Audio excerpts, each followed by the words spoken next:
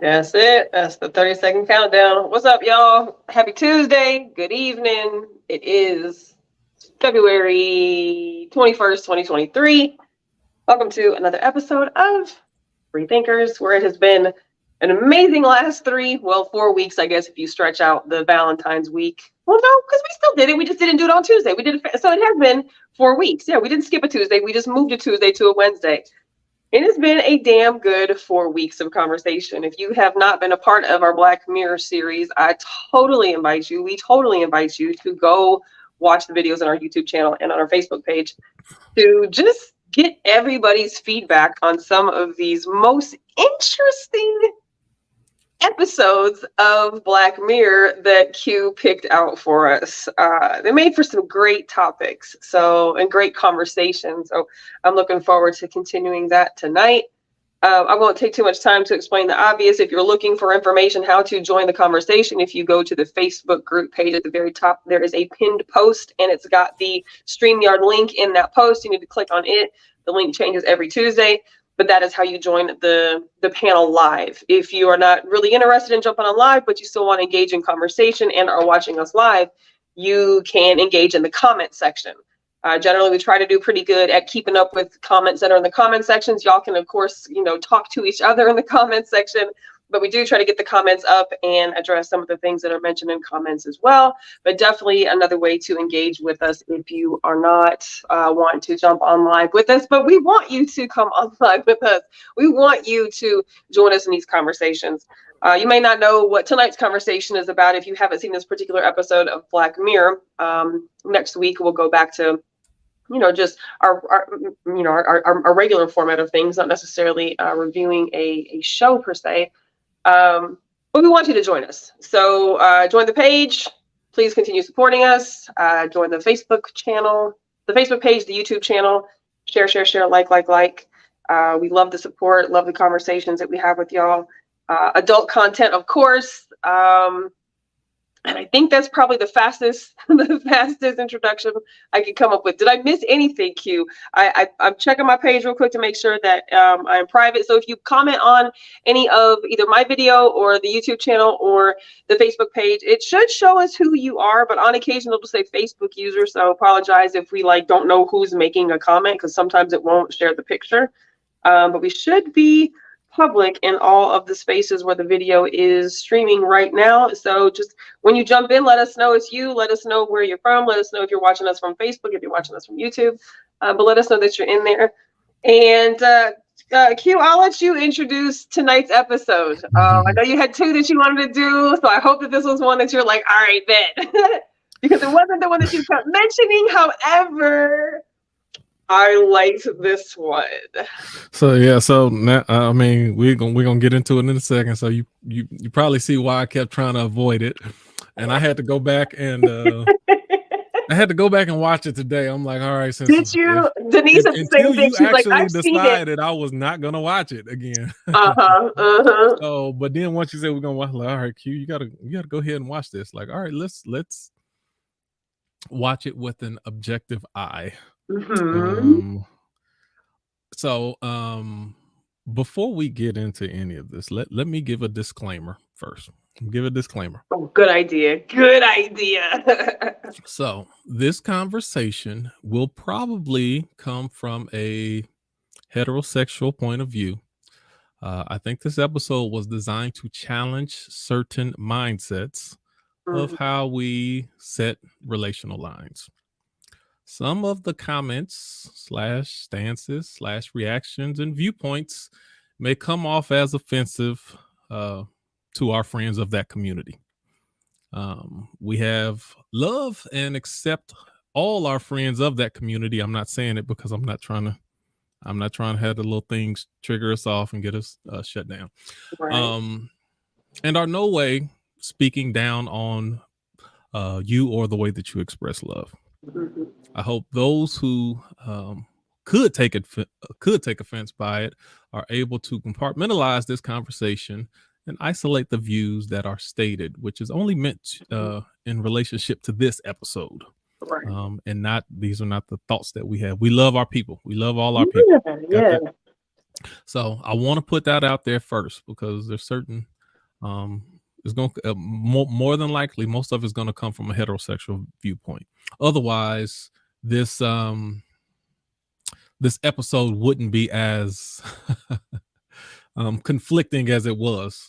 For someone of a different community, it probably wouldn't be as conflicting. But for us, you got to give us this space. Can I even? Would it even be the?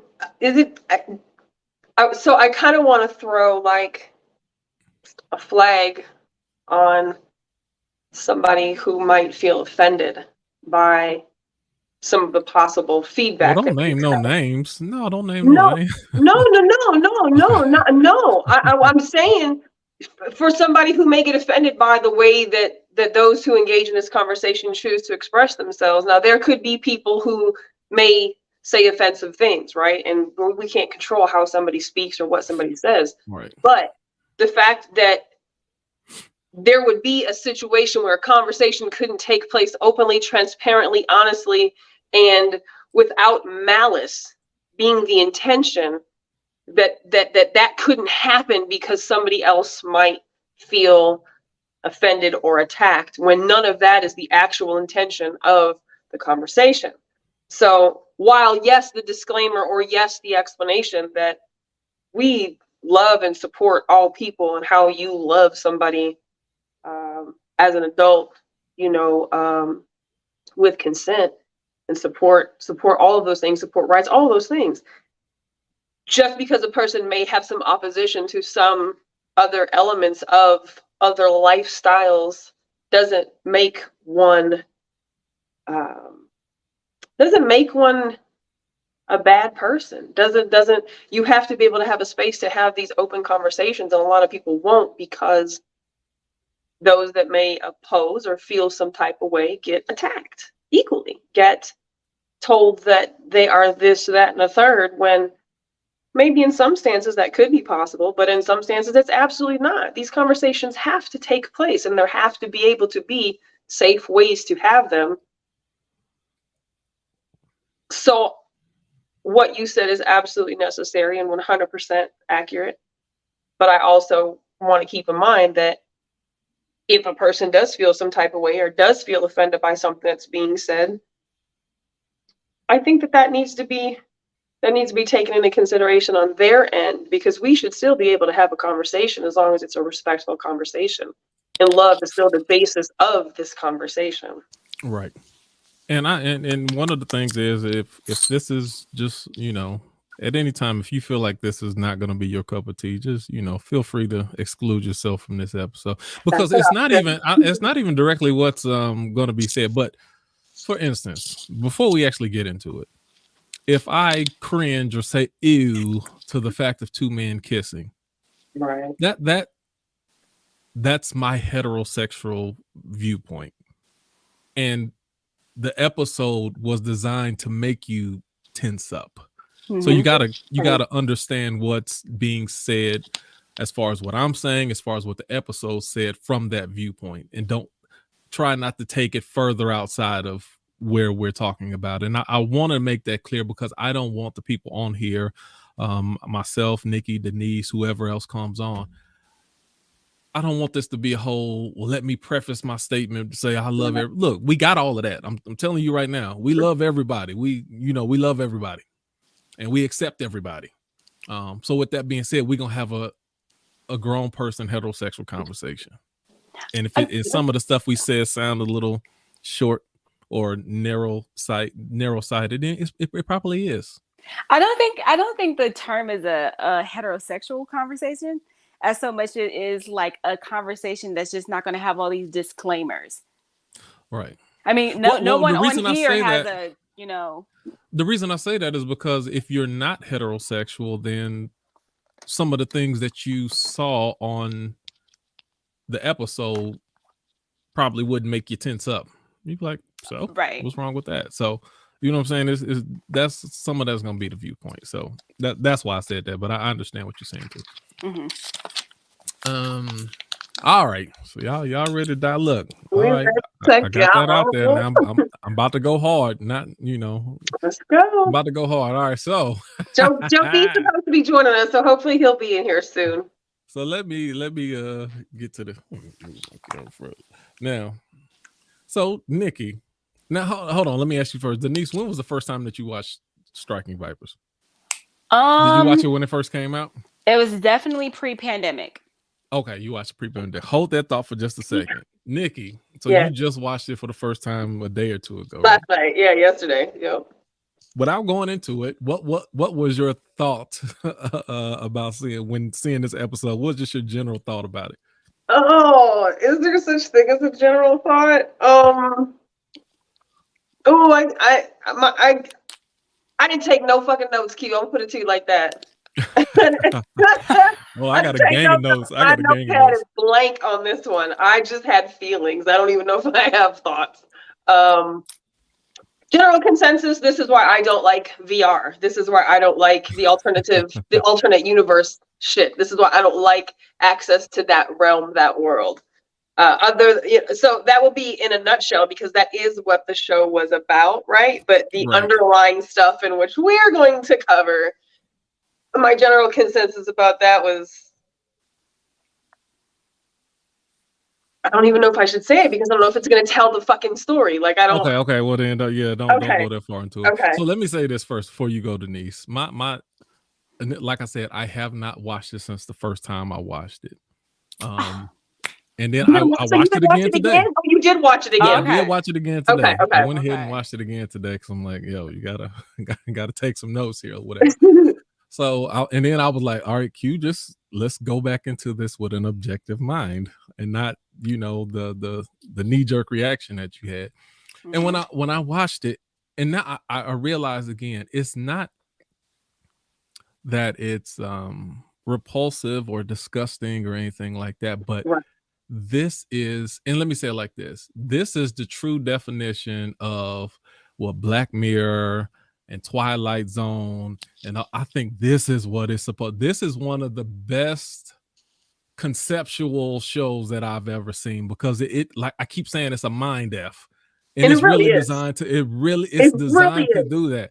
And it challenges you in so many different ways. So I hate it because I can't reconcile a lot of these thoughts in my mind, and I just get stuck. I keep getting stuck every time I try to make sense of it. I just keep getting stuck. So that's the part. So overall, just about this, I was like, this is, regardless of how I personally feel, this is conceptually, this is one of the most intriguing things I've ever watched. I'll give it that. Denise, what is your thoughts? Without going into it, what are your thoughts? Okay, first time I ever watched it, I was like, here we go. Here we go. You know what I'm saying too, right? They pushing it. I know what you're saying. Yeah, I know what you're saying. That was the first time I watched it.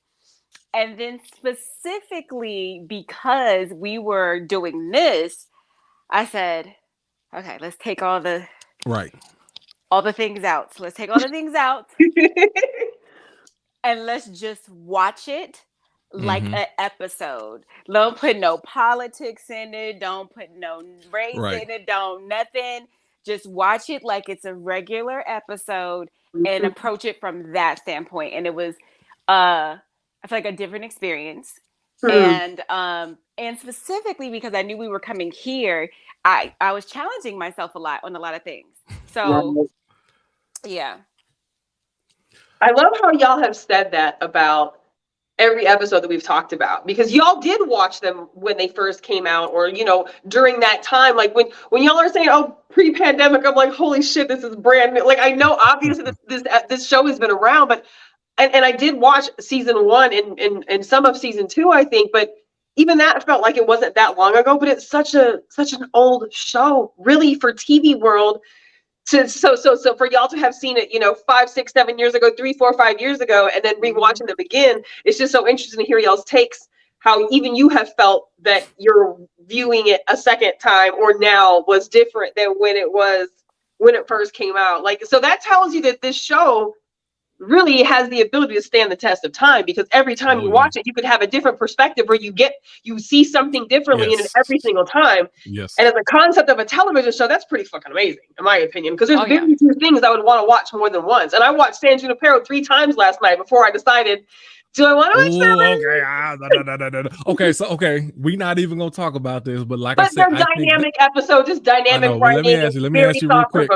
I love it. We're about to dive into fucking tardy to the party. So thank you for forcing this upon my life. Let me ask you really quick. We're not gonna go into it, but we're gonna dive into Striking Vipers. But San Junipero might be my favorite episode of all Black Mirrors. I think I know why too. When I was done, I was like from Hang the DJ.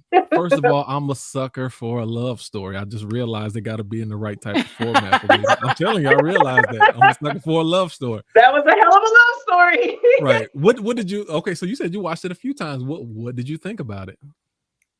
It took me a few times to fucking figure it out, to be completely honest. That was one of those episodes I'm like, I really wish I had a smart person with me to watch this so they can tell me what it was. I don't know what I'm watching. Right.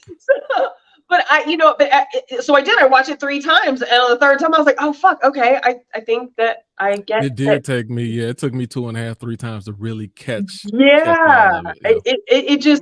There was so much happening, but it was like, I don't know. And I did like it. And then I watched this one. By the time you realize what was going on, then it's like, okay, now I got to go back and put all this shit back together. 45 minutes I was watching, I didn't fully understand. Now I got to go back and look for the clues and signs that I didn't really, and some of the things that were said and things that happened. I got to look at the stuff that I wasn't able to notice before. The stuff I didn't catch, the stuff I didn't put together. Yeah. So then when this one came up next, and I hit play. By the way, I like your shirt, Nikki. Go ahead.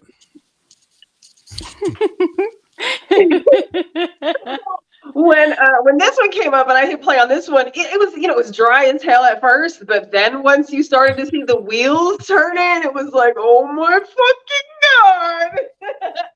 Okay, got it. All right, so let's jump. Let's jump. We're 17 minutes in. Let's jump into it. But all of that was necessary. I'm good. So you have really 3 main characters. You have Danny, Carl, and Theo. Danny, Carl, and Theo were all roommates at one point in time, and I guess from what was stated at the beginning, Danny and Theo kind of hooked up. Theo's a woman, Danny's a guy. I thought it's Thea. Is Theo? I thought it was Theo. Oh, maybe it is. It's Theo. I had my caption on it. Said Theo. Because at first it sounded like they were saying Dio. I'm like, and then I googled it's Theo. Right. That's interesting in itself. We'll get into that. Right. So they started off at the club, and they were all real good close friends together. And not that they said it at the time, but once they said 11 years later, and I was able to go back from his birthday, he was 27. Danny was at least 27 years old at the time that they all met. And the Danny and Theo seemed to have a nice, healthy, spicy relationship. But they all kind of coexisted. It wasn't like a third wheel thing. They could all 3 of them hang out and they were all cool with it. So it wasn't even a left out of place type of thing. So even at that time, Danny and Carl were playing video games. They were playing this game, Striking Vipers. But mind you, this is 11 years prior. The name. Give them for me afterwards. Shoot, I ain't think about that. Hold on. But no, I wasn't thinking about that. That's funny. But the technology wasn't up to it's just regular video games, kind of like the video game somewhat that we play right now. And they were all roommates together.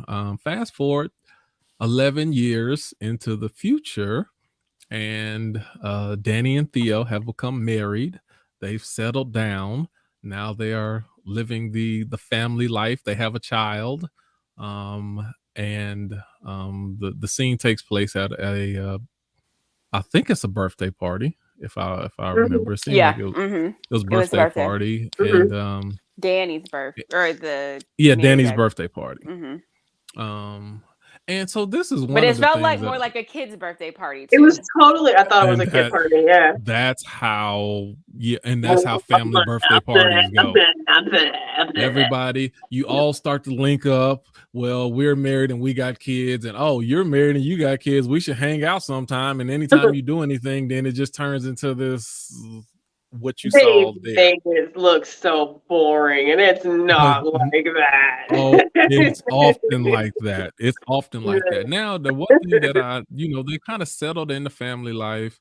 One thing I noticed about Theo, it seems like she noticed that Danny was getting kind of bored with the mundane, the repetition of. So it seemed like she was trying to introduce him to some random guy. Oh yeah, he likes to he has it's just regular stuff. He likes to bike too. He's like yeah, exactly. Which by the way, side note, men hate that. Yeah. If you have a boyfriend or if you have a husband, do not try to hook them up with, just another friend or whatever. Like, oh, hey, he likes to play chess too. Why don't you? No, a man, if it doesn't happen organically, we don't like to be paired up. And no, we don't do it. We hate it. That's the worst thing you can ever. Now we just standing there like, oh, I guess we're supposed to become friends now. What is this? Like, that's weird to me. It's the weirdest thing ever. And not only that, I'm gonna tell you one more thing on a side note.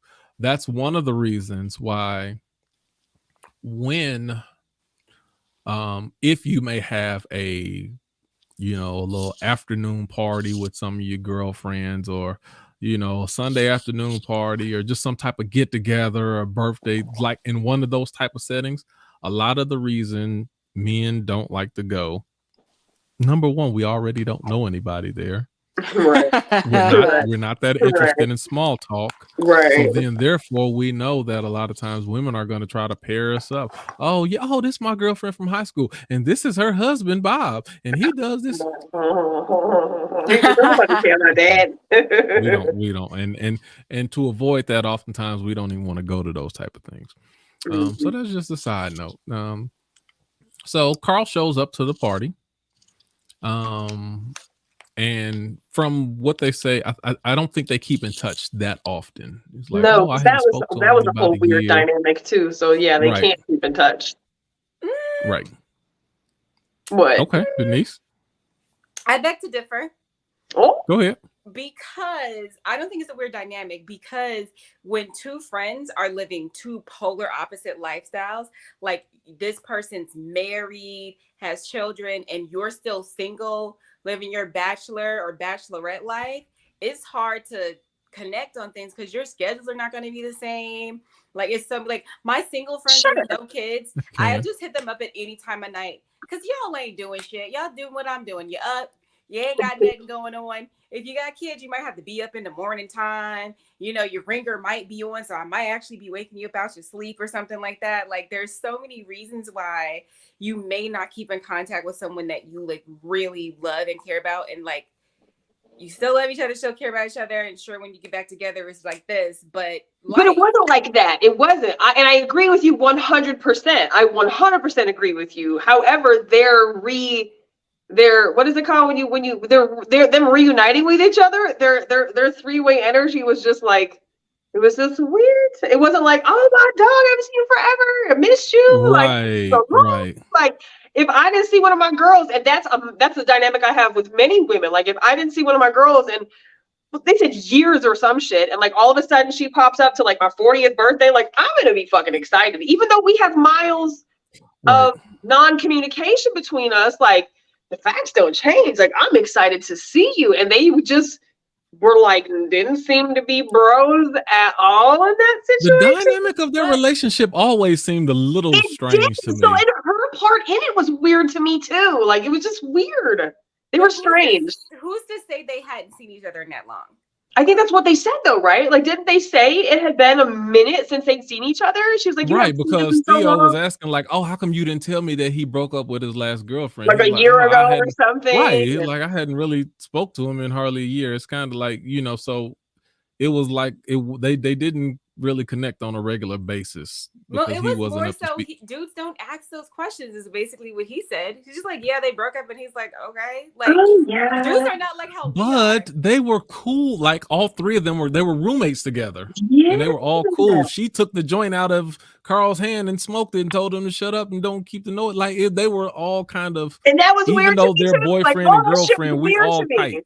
All that shit was weird to me. Like that was all That part wasn't weird to me. It was more the relationship between Carl and Danny, even back then, was just a little. It was just a little strange. Like they.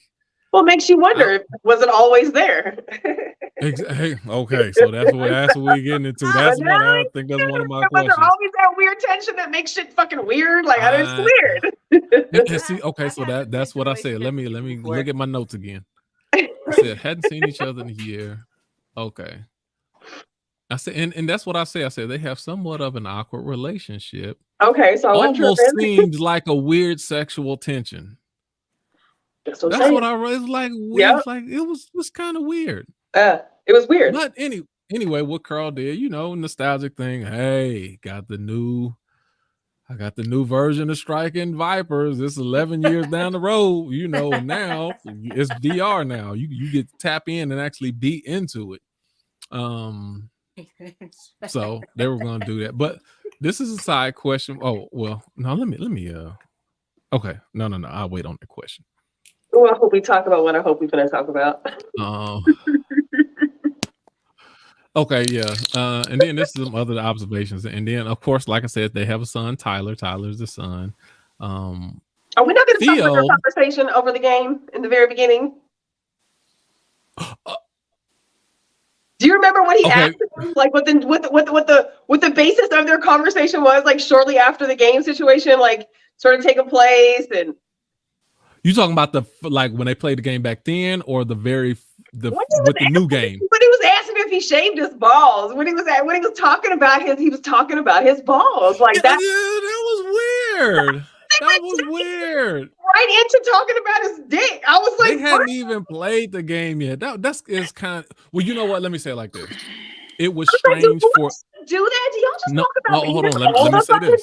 Let me say this. It's strange. It was strange considering the awkwardness of their relationship. Now, when two dudes are like totally bros and they'll say the craziest, wildest stuff and like not even stutter or bat an eye. Like understood. But for their relationship, that was strange for them to say. To me, I don't think so. But I think because the conversation started like he basically was kind of being like, "Dang, bro, you ain't even been in the gym," and he's like kind of like, "Yeah, man, I'm comfortable. I can slack off," is what he said, because I'm settled down, is what he said. Right. And then Buddy was like, "Oh well, shit, yeah, I gotta be in the gym and da da da da da, because I'm living the bachelor life." Messing with the young, he liked messing with the young girls. And he was like, "Yeah, you probably still shaving your balls and shit." And so it's like it made sense in the context of the conversation to me. That way.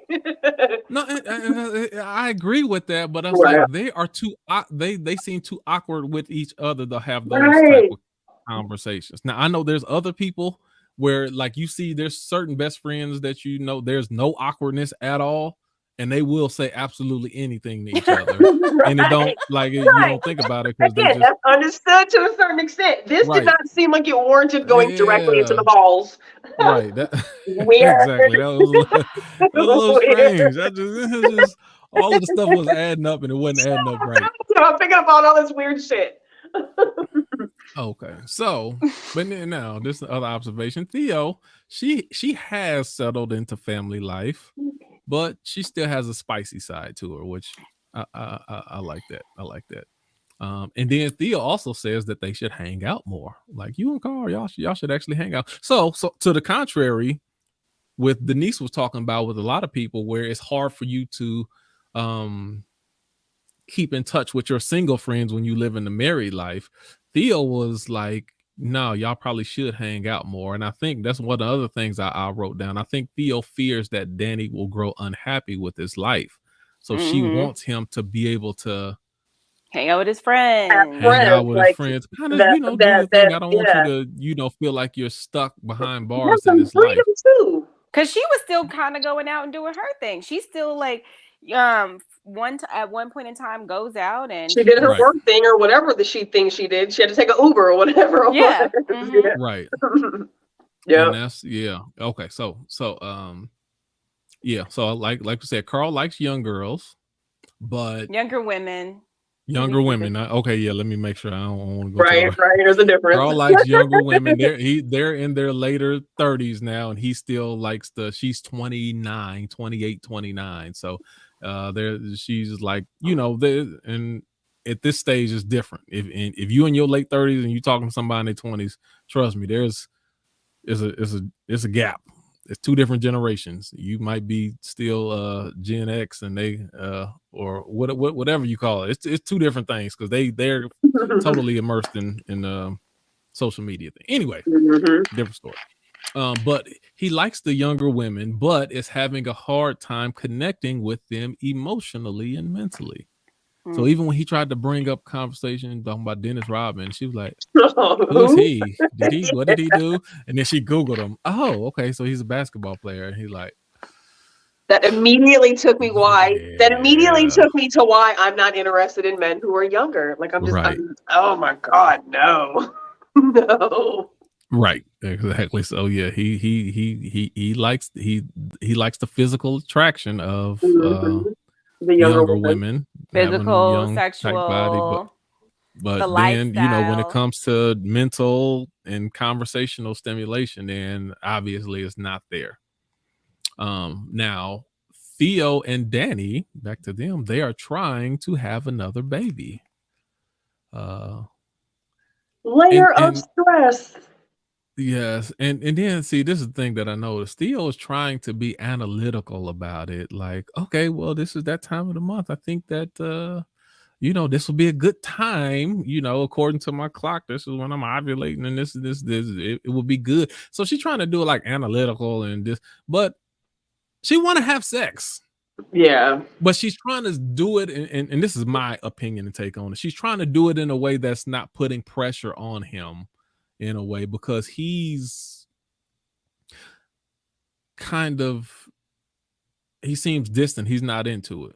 So to go back to the first scene, when they in the club and they over there role playing and stuff like that, they would just be getting it in, banging it out. Like they be all over each other. Yeah, they were stuff. Their early on relationship was definitely spicy, super, super sexy, intimate. They were really those couples that you see where you're like, damn, they're into each other. They were like that. Just for context for the audience. I think they showed like the worst case scenario, right? Of going from like the super hot, sexy couples and going to like the I can't even sleep with you anymore couple. Like, but it showed the mundaneness to just the cookie cutter marriage, the everything by the book and truth be told, for anybody who is struggling with fertility issues, you do have to have sex by a fucking clock. You do have to have it by the hour with a calendar. I mean, and so for a lot of couples who are going through fertility issues, it really kills your innate sexual relationship with your partner, because you're literally having to perform on demand just to try to get the job done. And who the fuck wants to do that? After a while, that can't be good for the man or for the woman. And I think that's where they were at that point, is they were showing, oh, we got to do it now. And so he's like, I hate my fucking life. Even the sex is so I can't put my finger on that. There was something, because then he was like, oh, I just ate so much, I don't know if I can. He sounds like a woman giving excuses to her husband. Why he's absolutely giving excuses. Absolutely. So that's what I wrote. I said he's having some sort of sexual issue. Either he's not attracted to her the same way, or he's having a performance issue to where it just ain't getting up. Or he's unsure if he wants to have another kid. Right. He might not want to have another baby with her, and it causes him to not be able to perform, or maybe he just chooses not to, so that he doesn't get her pregnant. I would say that, but even still later on down the road, I don't know. That's a thought too. Because you see, they also made her look super plain as fuck too. Like, she was hella plain. And even when she got the stuff spilled on her dress and she recognized like, oh shit, I've got food on my dress, and I'm like talking to people. She didn't change. She just kept it on her shirt, like, whatever, no big deal. Like, so they just totally highlighted like the worst case scenario in the parenting role, like what the mom turns into, what the dad turns into. Like, we lose ourselves as individuals and we just become these people. Let me go ahead, Denise. I'm gonna say something to say. Go ahead, Denise.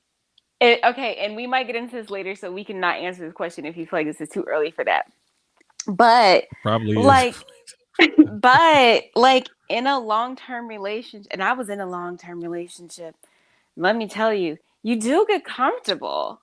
You get very comfortable.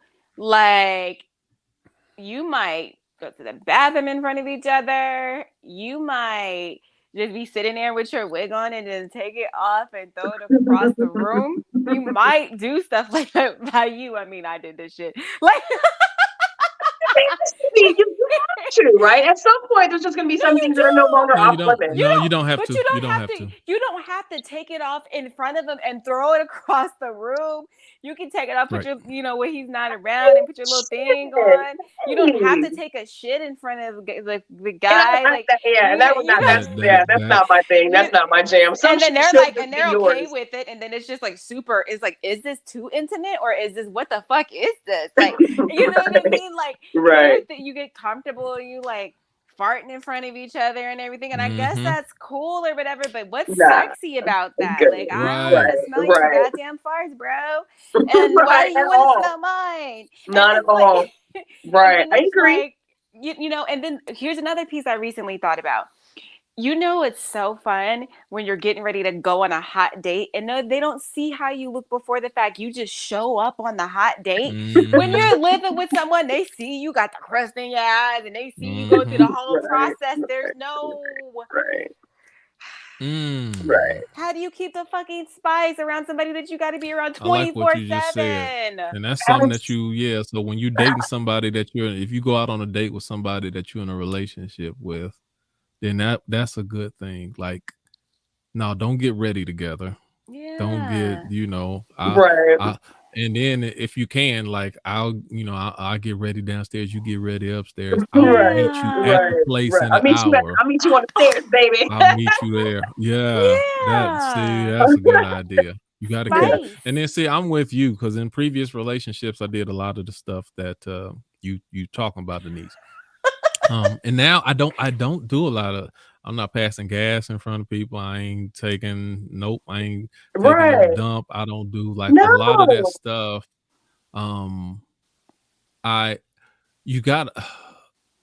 You just don't want your partner to get numb to who you are. Yeah. And it's just like, that's. And people say, well, if y'all love each other, it shouldn't matter. No, that stuff does matter. It does. It does matter. You wouldn't invite your friends into the fucking bathroom with you. Like, you still should have your private moments. Everybody should have their private moments. Everybody should have their. I think that some things should be, I think some things should just be yours. I do agree. Everything does not have to be shared like that, and everything shouldn't be shared like that. And it's cool if that's what you choose to do. I think it's to say it in a certain way. I think it's important to protect perception. Sure. You don't want your partner to just you don't want your partner to be just so casual with you to where it's they can't see you sexy anymore. Yeah. It's hard to see someone sexy when so so I thought that was a good point. Now, unless that's the kind of stuff you're into. And some people are. And some people are, so that's okay. Whatever.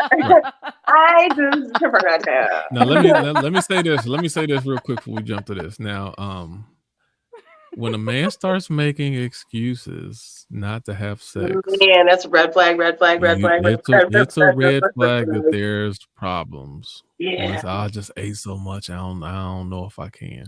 Yeah. And it's usually one or two things. It could be one or one. I don't even know how to say it. Either they're having a hard time getting it up. Mm-hmm. So then the question becomes, why are they having a hard time getting it up? Mm-hmm. Have they lost self-confidence? Are they just age and certain things? They ain't eating the right stuff and they, aware of that? Or is it not getting up because they're not attracted to you the way that they need to be anymore? But whenever a person start making excuses, you got to start asking questions like, no, that ain't. That's true. There's an issue. I got to sit in my truth. I'm telling ladies, let me say this to ladies. Don't ever accept those, don't ever accept an excuse like that at face value. Oh, if that's what he said, oh, he ate too much. He must have ate. No, he didn't eat too much. No. Oh yeah, I had a long day at work. No, it's not it. It's not it. No. If whoever his favorite person walked through the door, I don't know who they favorite celebrity or star, whoever it is, they walk through, they wouldn't be too tired. Right.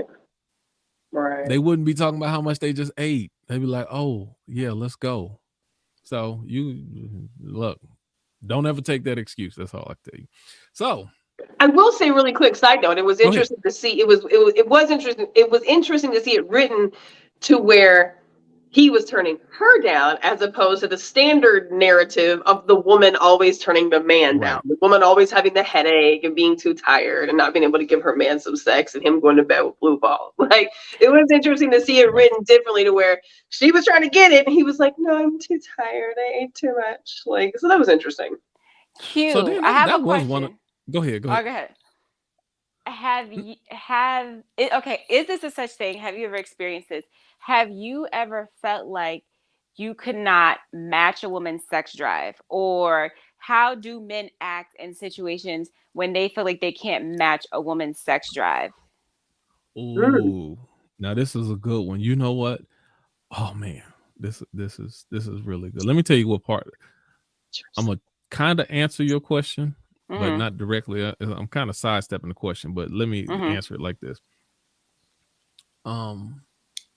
In a lot of instances, a man who cannot match a woman's sex drive, part of it comes from, depending on the person, depending on the man, depending on how things operate, they're too much sex kind of dulls the experience of sex for certain men.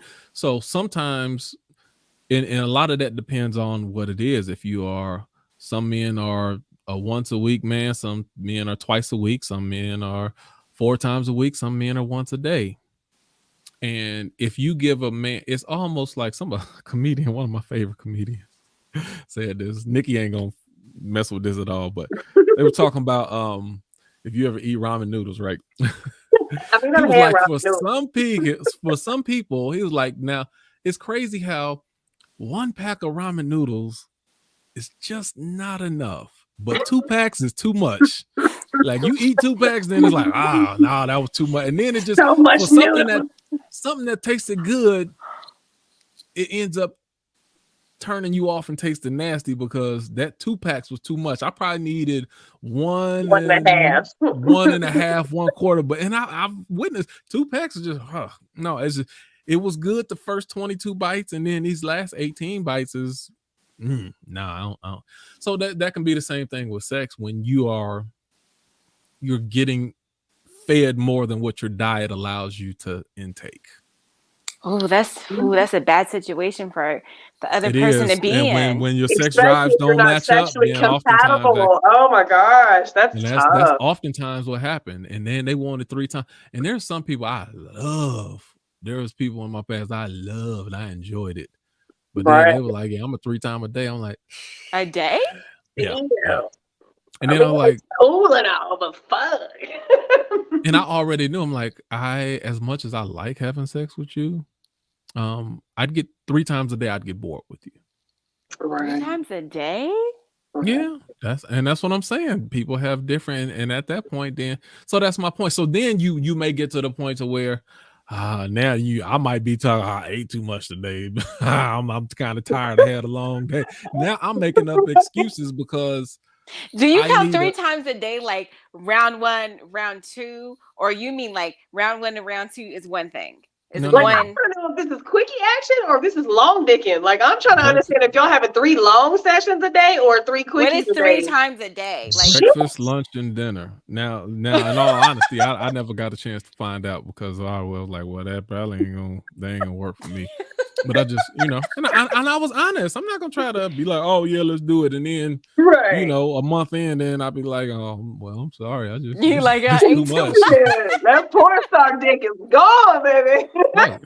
And already, because then at that point, then I know that I'm probably not going to be able to satisfy you, and I Yeah. don't it want will to. not be as it won't be as intense anymore, and I won't be into it as much Yeah. at that rate because that's too much for my diet. It's a Yeah. lot. 3 That's times a a day is lot. intense. I don't That's a even want to do lot. it every day. I mean, I that's know. not bad either, But but some 3 people times have. a day is like a You lot. know what? And all, I'm not an everyday person.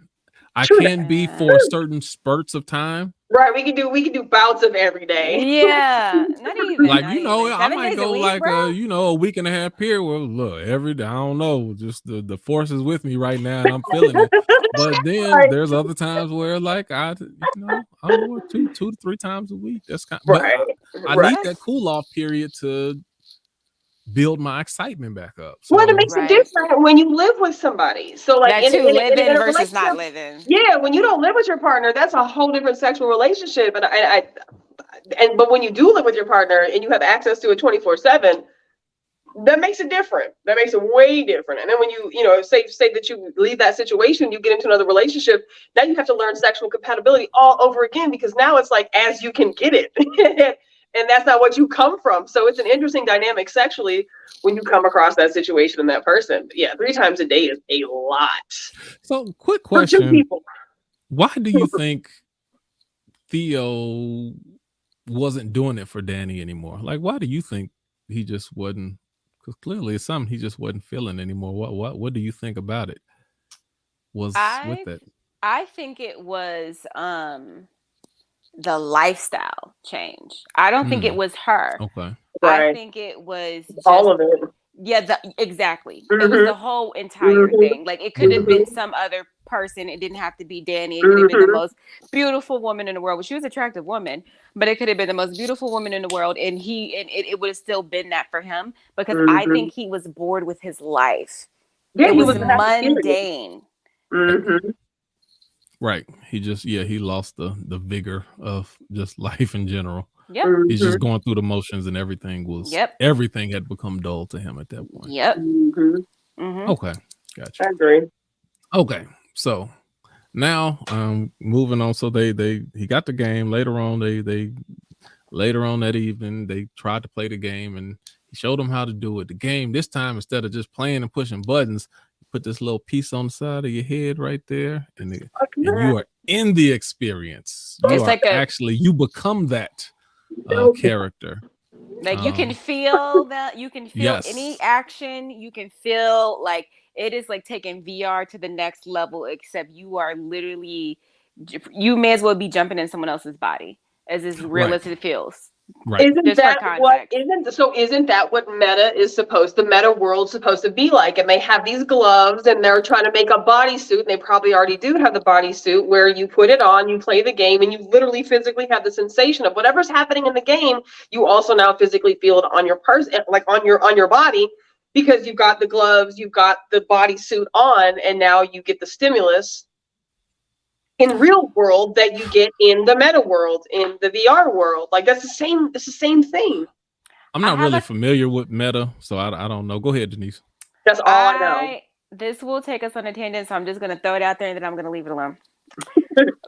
I got a theory about the panty and meta VR, AR. I felt like it was like where we were going, we were already going, but us having to have that little stint where we were stuck inside just like catapulted that thing, and we're there faster than we would have been had we not had that experience. But We won't go there right now because that's not the Yeah. episode. And then I'll say, Sure. in addition Sure. to that, I said this before, the Hashtag more than a virus. Bruce Willis did a movie about 13, 14 years ago called Surrogates. If you ever get a chance, check that out.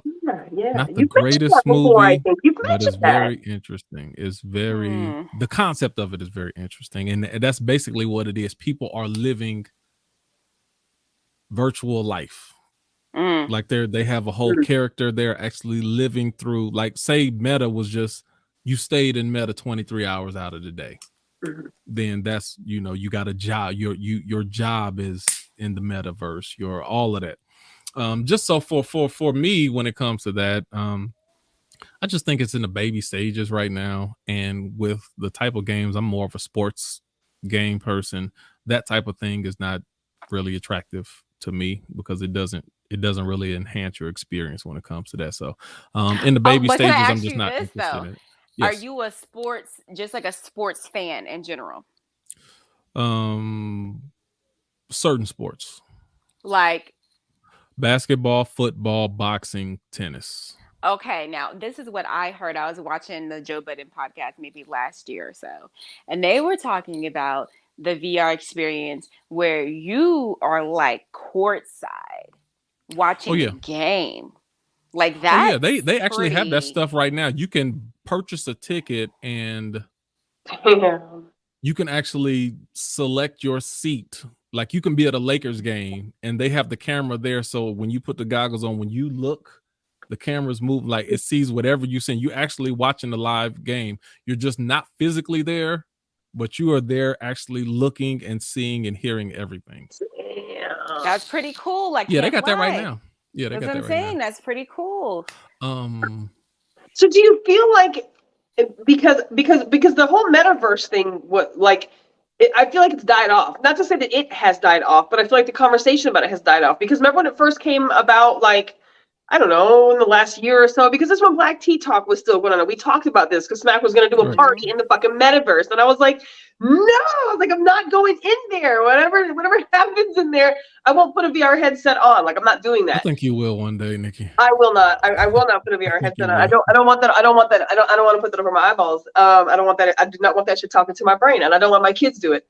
So I feel like this whole meta universe was dropped on us. Everybody was super fucking stoked to get a character in the metaverse, because remember there was even like a situation where a woman got raped in the metaverse, and they're like, how are we going to handle these types of situations of people being abused or killed or raped or whatever in the metaverse?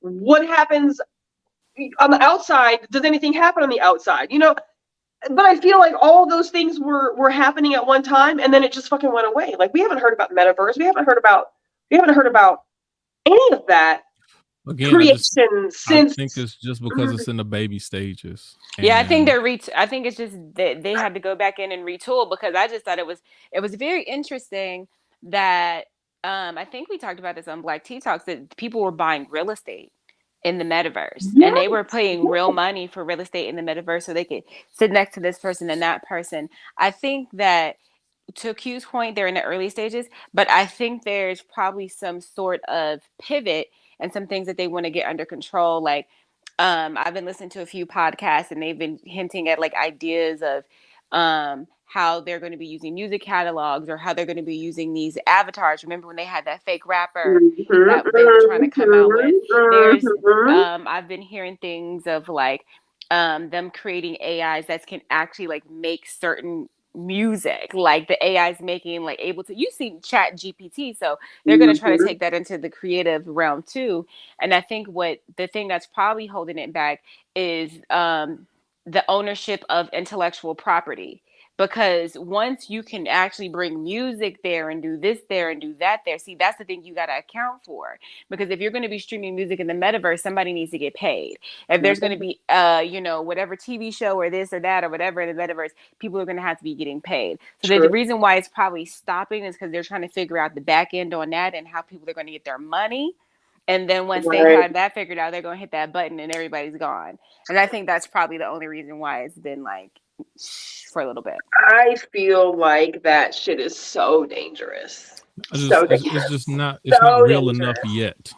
So I mean, it's interesting where you can see, but once you can actually feel, A and wrap. yeah, and actually experience it out in what type of way to where you when you and it'll have to be a way, because there's no way for you to walk in an actual space without, you know, running into a wall in real life trying to walk through virtual life. So it's gonna have to be one of those things like Striking Vipers, where the mind thing, everything that's happening is gonna be connected by your mind without your body actually having to move or pretend like it's throwing a football, and Yeah, you're because they not going to didn't do move any. at all, It's going to be all surprisingly. mind, and your mind is going to be controlling the movements, the thoughts, and that's also going to allow you to feel. Once it gets to that, everybody going to be up in there. Because listen, let me say this right now. Everybody, or so many people right now, what you see in society is people always wanting to be someone else. And this metaverse is going to give you the opportunity to be that what you're longing to be.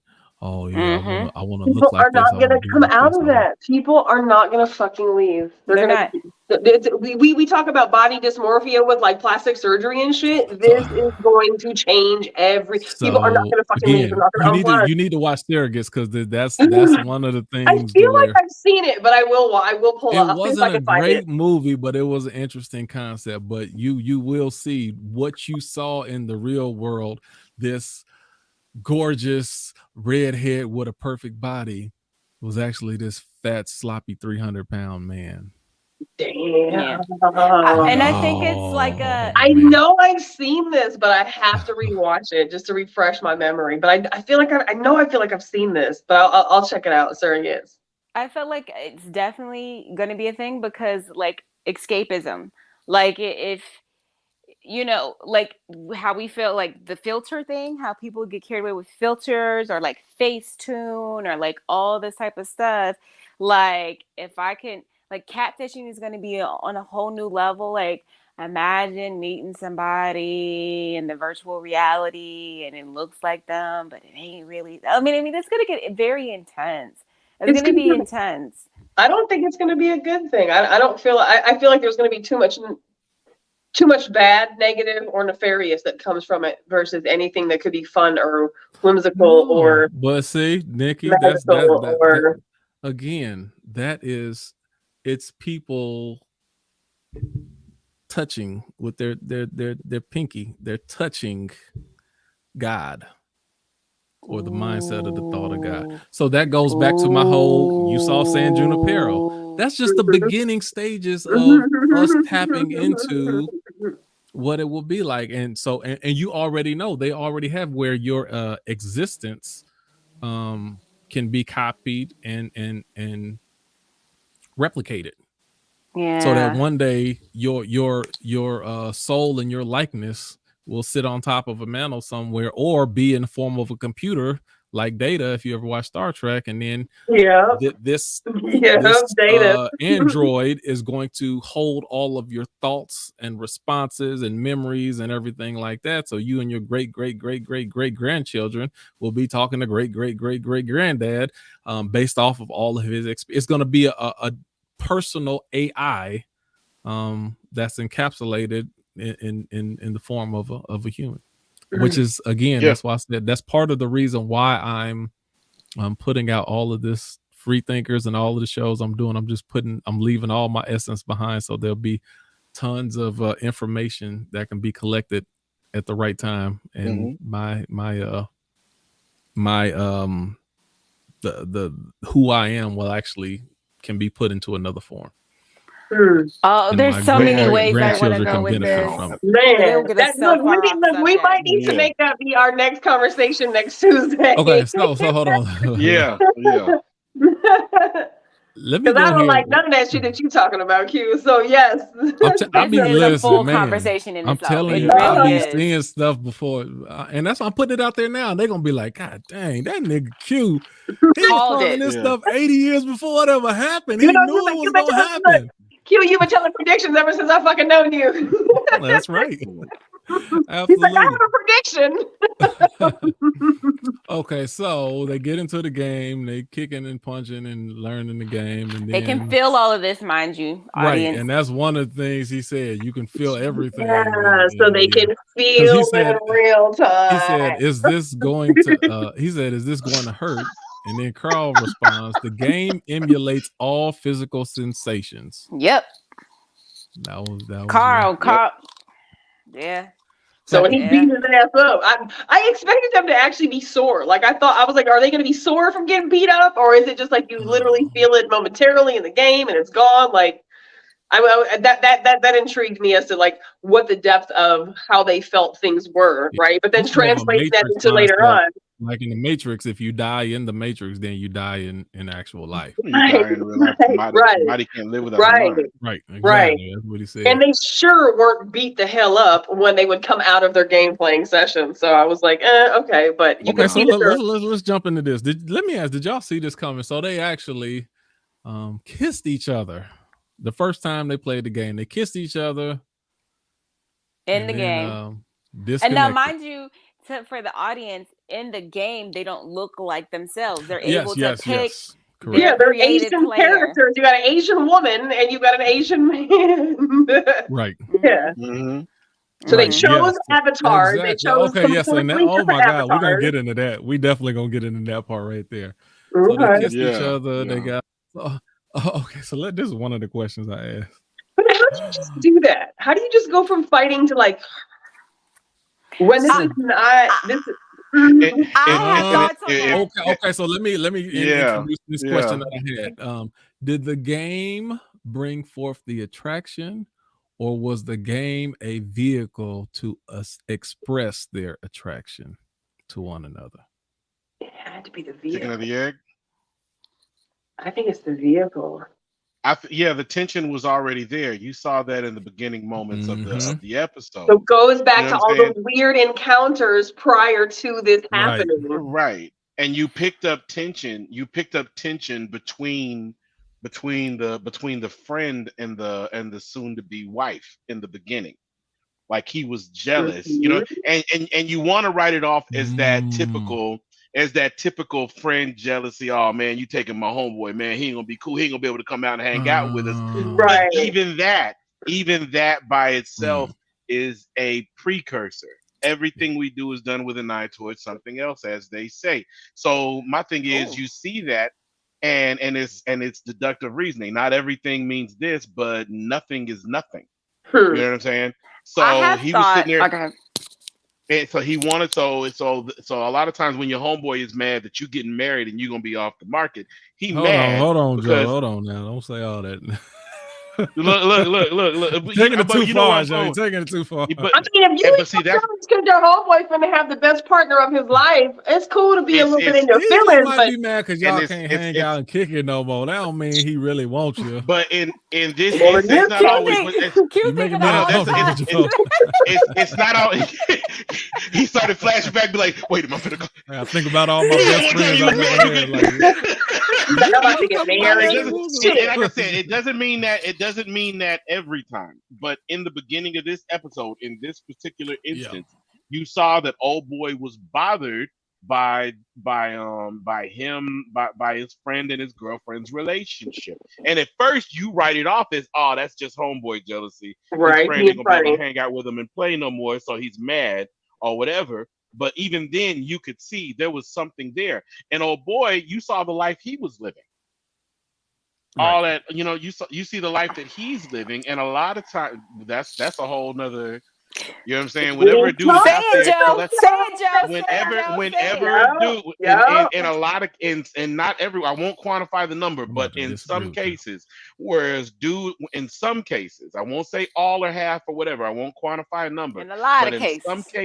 In some cases, there have been dudes that are out there chasing tail to the very utmost, not because they're trying to catch the freak train, but because there's a truth they are running from. Oh, there's so many things That's why some dudes even go for trophy wives. Now I gotta They take need they need to convince some dudes, some, I won't say all, but some dudes need to convince the whole world that they are who they are. So they go out and they chase all of this, and when they do settle down, it's a wife who's considered so quote unquote impeccable. Oh yeah, there's no way he's nothing less than a pure alpha masculine male. You know what I'm saying? It's a mess. Now, like I said, it's not every time. It is not every single time, but I've seen it happen in real life.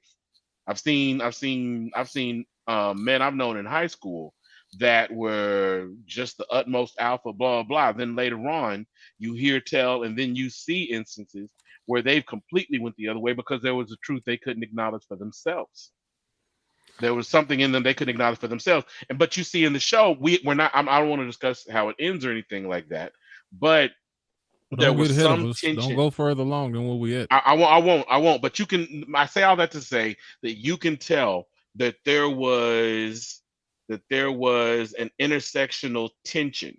Sure. In the very beginning. And we all, before you got on, we all agreed with that. There was definitely some type of attention. I gotta disagree a little bit. Go ahead.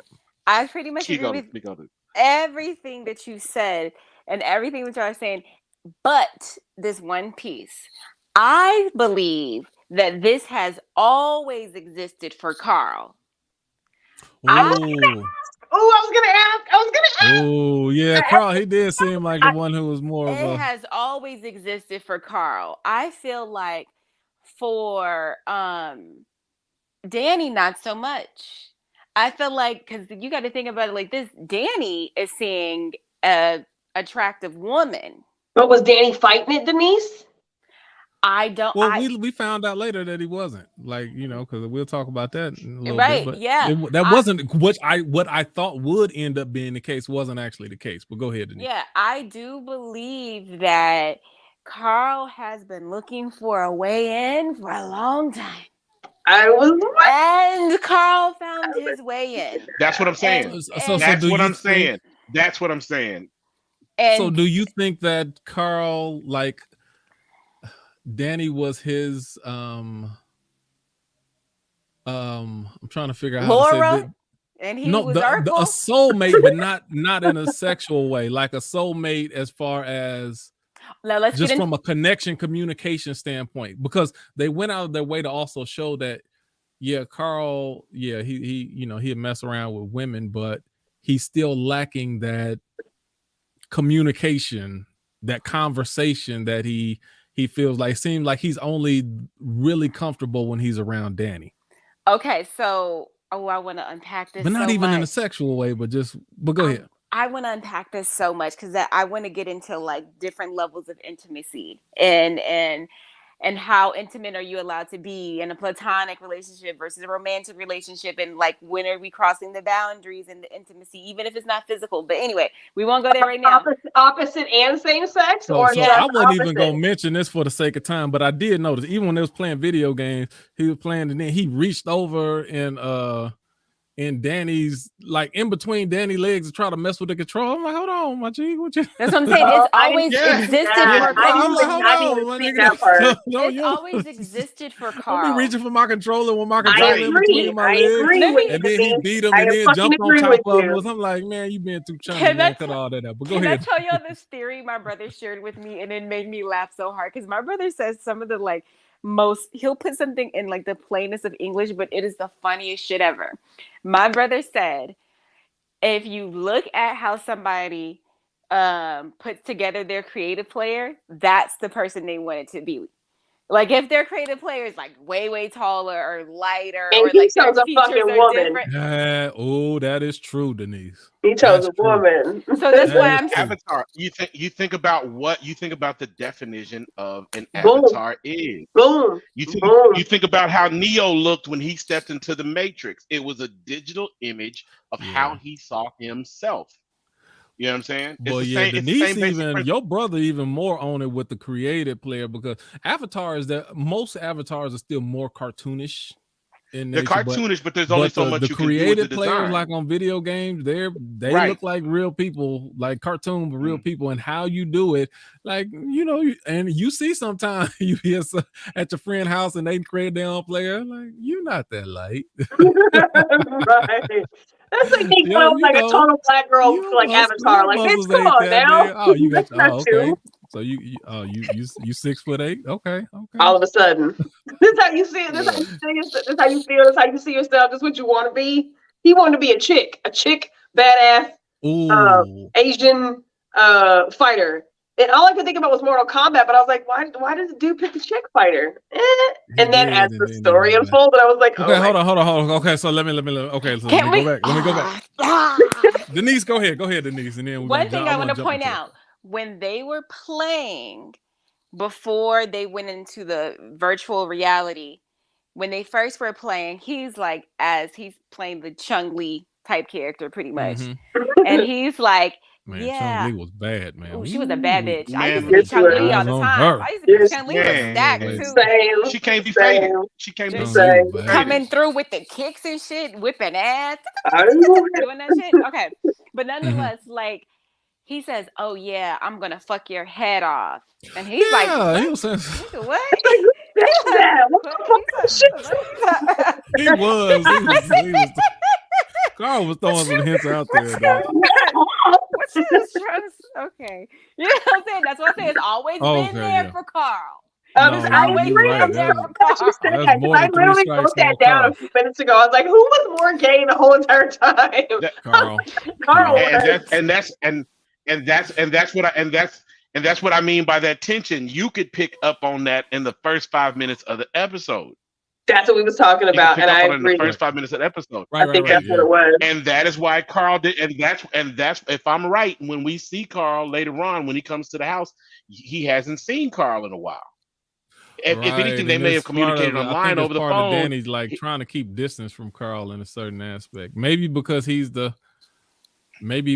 Carl unconsciously knows what he is, and Danny unconsciously is not sure what he. Or I say like this: Danny unconsciously he feels an energy, but it makes him uncomfortable, and Carl feels an energy, and he wants to explore it.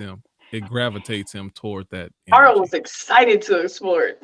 So they kiss, they get offline, and it was like a super weird moment.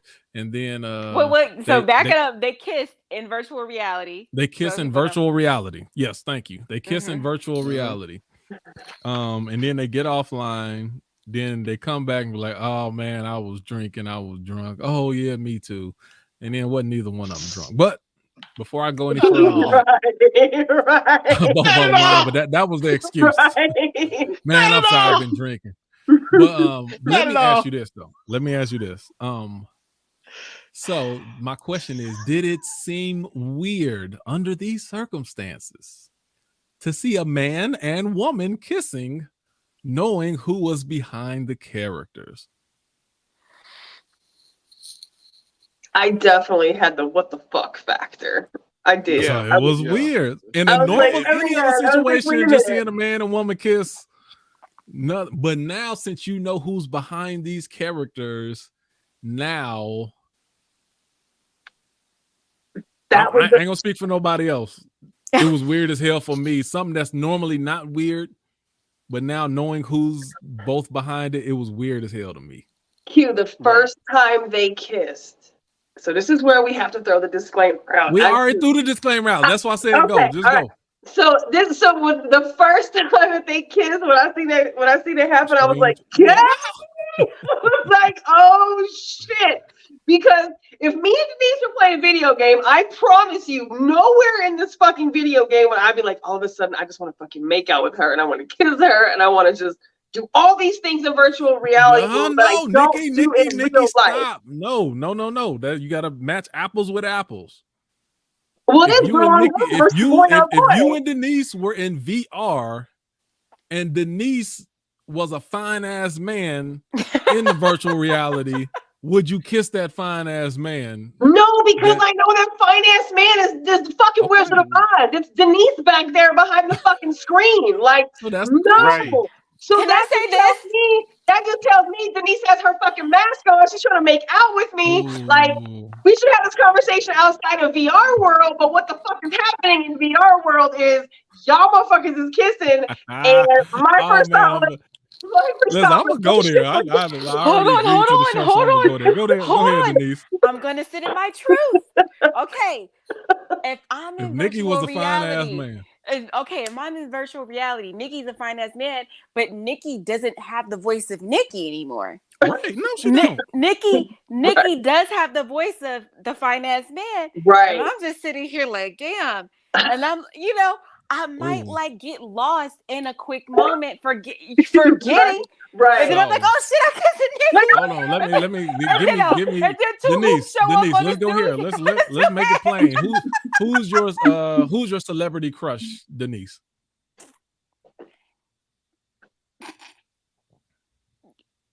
All my celebrity crushes are girls, so this isn't even like I'm You don't have a guy, so Idris Elba, no Brad That's Pitt. because like That's super definitely fine, mine. like That's it's definitely mine. super. You know what's weird to me? Like dudes that are like super attractive, Oh I Lord, think here's are a free thinker over attractive. analytical. Go ahead. I'm sorry, but like dudes that are like, okay, like for instance, Odell Beckham is so beautiful. He's a beautiful man. He's attractive, but I don't know that I'm attracted to him, Right. even though he is a very attractive man. And I'd be like, damn, but I don't feel like, I feel you. you know what I'm saying? I feel Like you. if it's probably got to be like some random like football player. Like I can't think. I used to have a big crush on Richard Sherman at a point in time. Yes. He just had that. I'm trying to make a point here, Denise. Okay, sorry. I'm trying to make a bigger point. Wow. We Nikki, got let me go to off you the real highway quick, real Nikki. quick. Nikki, let me go. Denise was like, hold up, I gotta pull over real quick. Y'all sit back. Mama got something on the mind real quick. Y'all sit back. Nikki, let me ask you. Y'all go in the room and play with them toys. Mama needs some time. Denise comes into this world in the form of Idris Elba. Right. Looking like him, sounding like him. How you imagine he'd smell like everything. Gray beard and all. Just got the accent. Accent, all of that stuff. With sounding like Luther. And let me okay, and on top of this ain't reality. So maybe you wouldn't go up and just put your tongue down his throat in real life. But this is virtual reality. There's no real consequence behind this. This is just you. No, but you still know. And it's Denise, but it's Idris. Would you not just? It's not Idris. It's not. It's make believe. It's make believe. It's Wizard of Oz. So you wouldn't fall in with the make believe. No, hell no. I agree with you. So let me say this. Q, turn it back on you. I'm about to. I'm very conflicted. Joe, if we went into a VR and you came in the form of Serena Williams and all that dunk in the trunk. I'm so conflicted. I don't know if I could, but my eyes see Serena Williams. But you know it's I know that's where the conflict is. You know behind Serena it's Joe back there in the room. But I know, first of all, in real life, I'm not gonna get Serena. And then in real life, if I could get Serena, then it wouldn't be appropriate for me to get Serena. But in this setting, then it might be. This is virtual reality. That's what they kept saying. This ain't even real. We're gonna get into that in a second. But and all intellectual and shit. But they said you feel everything. So if you feel everything that's happening, then it may not be real to the physical body, but it is real in the mind. It is real in the. I don't think I could. In the chemicals that flow in your body, like you are physically feeling whatever is chemically happening when it's happening. It's just not literally happening to your body. Like, no, man, like you. Okay, so let's go here. So that's how you knew it wasn't just we finna just play fight. Like, no, this was real. This was real shit for them. I ain't got to that part there. They ain't Okay. I'm just saying the VR. Okay. Can you overlook what's behind the virtual? Can you look behind that? And that's now. It's catfishing. Isn't that catfishing? Like, wouldn't that be considered? Is that like AI catfishing? Could that be VR catfishing? It is catfishing. Okay. It's catfish that you were willing to go. You were willing to go for the trick. No, it can't be catfishing because in these worlds, then people have the ability to alter however they want to. So that ain't catfishing. Ooh, I got a question for the men. Okay. Okay. So the other few weeks ago, y'all discussed how as men, you have this innate thing in you that just makes you be like, I would fuck that person, right? Now imagine you play fighting with Serena, big booty ass, and then Serena's on top of you with all that ass, bro. And then she's like in your face. Like, how do you, as a man who you say y'all automatically have this instinct, not get up on Serena/Joe B? And the ass is right there, bro. How do you not? Realistically. So, it's two things. Number one, most men are lying to some degree, and the ones that are telling the truth, like, let me say it like me. When I say that I wouldn't, what I mean by that is I just jump out the game. You don't know how to get out, remember? No, I know how to get out. I'm unplug. Now I'm answering your question. Yeah. Hold on. I'm answering your question. When I say that I wouldn't do it, I would jump out of the game in order not to go any further down that line. Now, so even in real life. Hold on, Q. No, I'm still answering your question, Denise.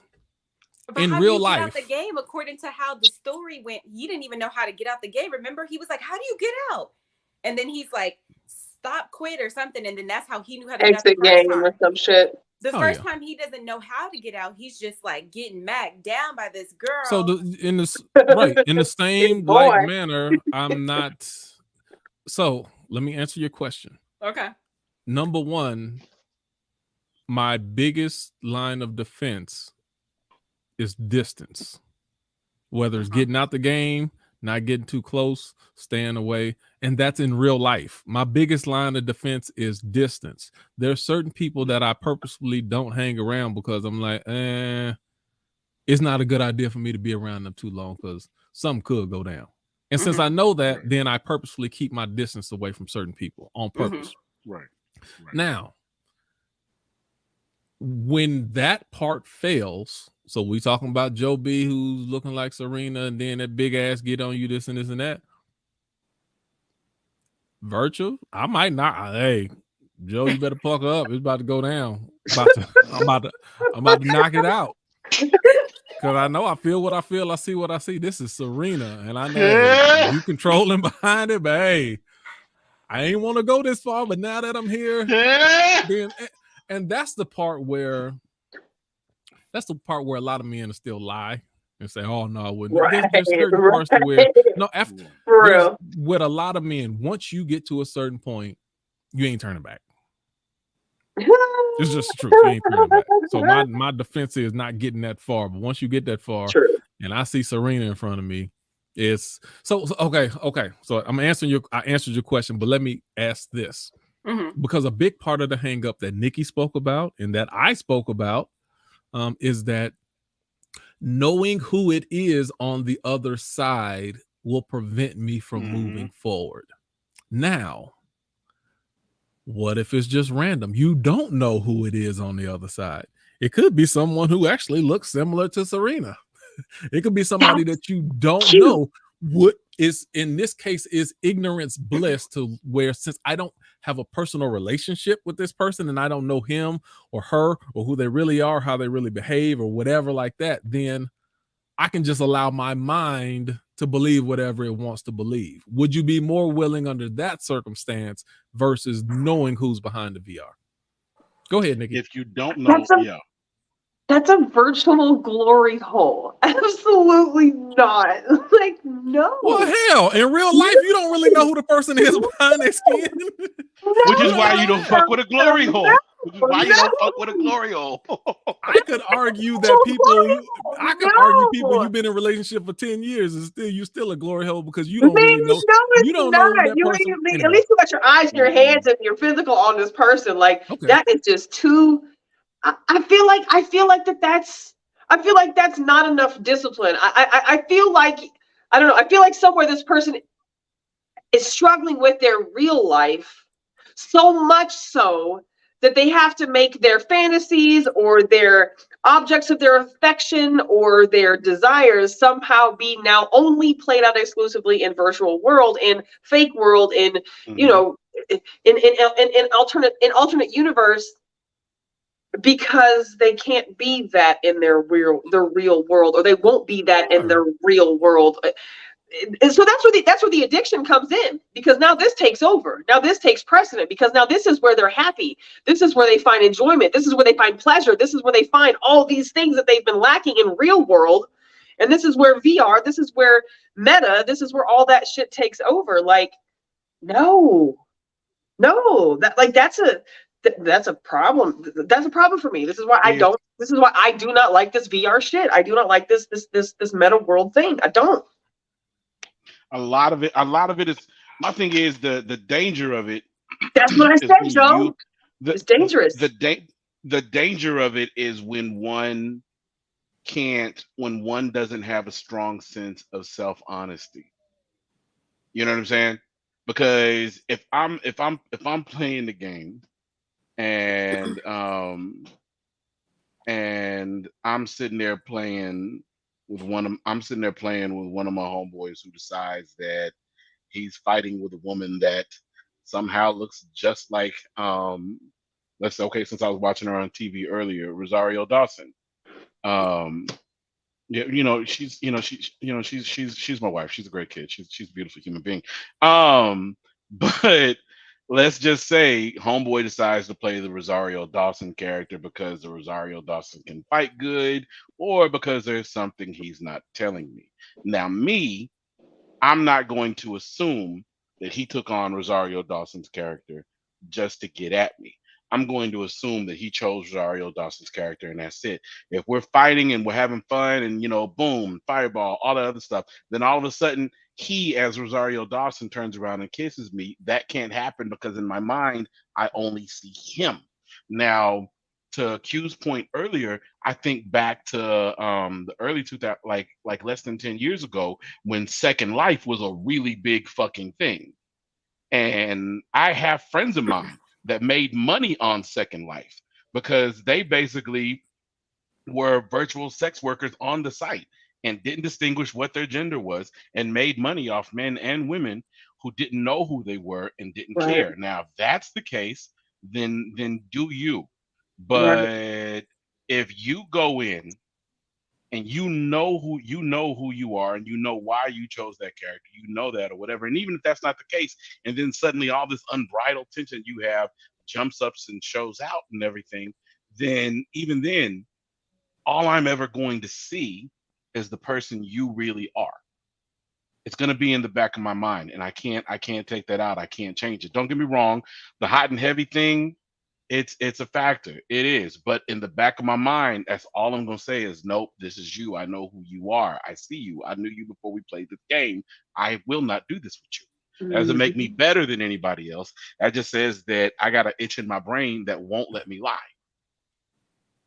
Oh, so that's good. I have another question. Okay, I have a question though. Go ahead.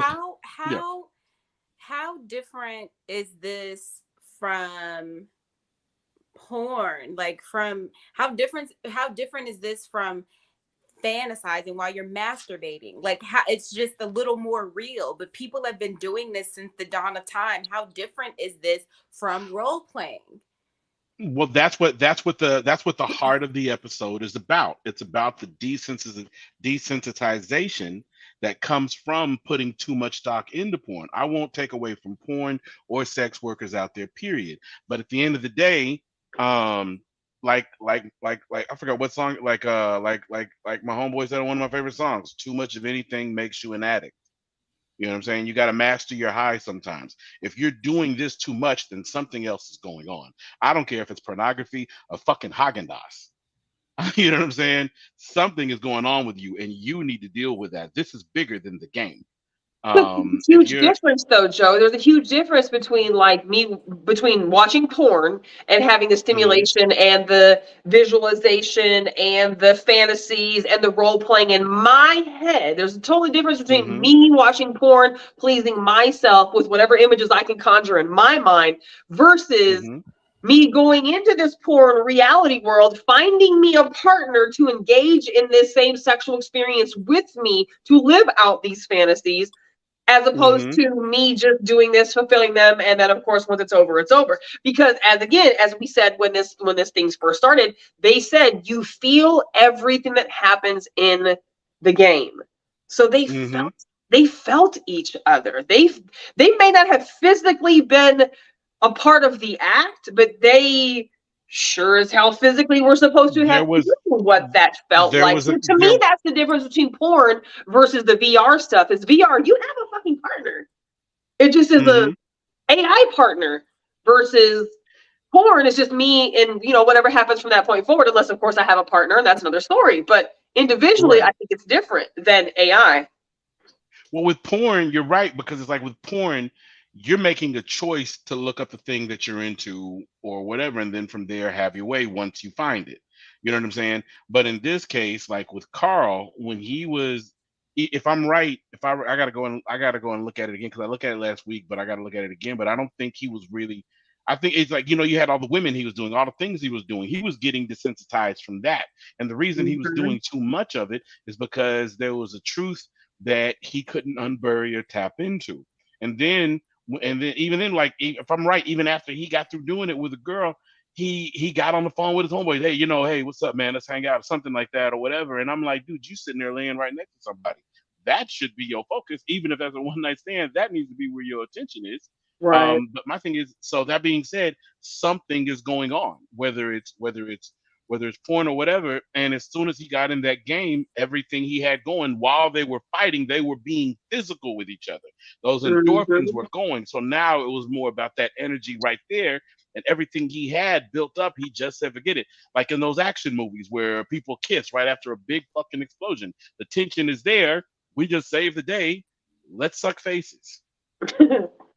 You know what I'm saying? It was that simple for them in that moment. Let me ask, will virtual sex be a form of cheating in the future? Yes. Yes. I think that watching porn and not telling your partner and hiding that from them, I feel like is a bit of a cheat. Like yeah, I've had that experience before where I was just like, yo, what the fuck? You know what I mean? And it's just like I Yeah. felt a little bit cheated on. Like, I mean, I was young then too, and I wasn't fucking yet. So it was a little No, bit like I don't extra think in my that you. I mind. don't think that you need to even try to Nah, that justify doesn't how you even feel factor about into it. that. Yeah. Like it He knew doesn't what that he knew. matter because this person, and I think it's absolutely okay and it's natural for us to have desires outside of our partner sometimes, right? Like I Mhm. do believe that there's a part of that where just like we talked about farting and shitting in front of our partner, like I think there are some things that need to be ours. They're just private. It just is what it is, right? Like if this doesn't Yeah. harm the other person, it's just okay for this to stay with just me. So I think that there are absolutely, I think that that would be the exception in that rule. So I just totally lost my fucking train of thought. But I don't think that but I do feel like having sex with other people in the VR world would be a form of cheating. I do, because you are now going out seeking this engagement with another person for a fulfillment of some sort, and you're not communicating this need back to it's the same thing if you're getting your needs met by somebody else outside of your relationship, your marriage, your partner. That's definitely pushing the issue. That's pushing the boundary of cheating if you're getting your needs met elsewhere. I think If that you're Yeah. like, for me, this applies. would you consider meeting up with someone on Zoom and masturbating together like cheating? Definitely. We're If sharing a You if think the sexual that's, chair to experience. me, We are that's still sharing if it. the things. Yeah, we're sharing a sexual experience outside of my confines of my committed relationship. Absolutely.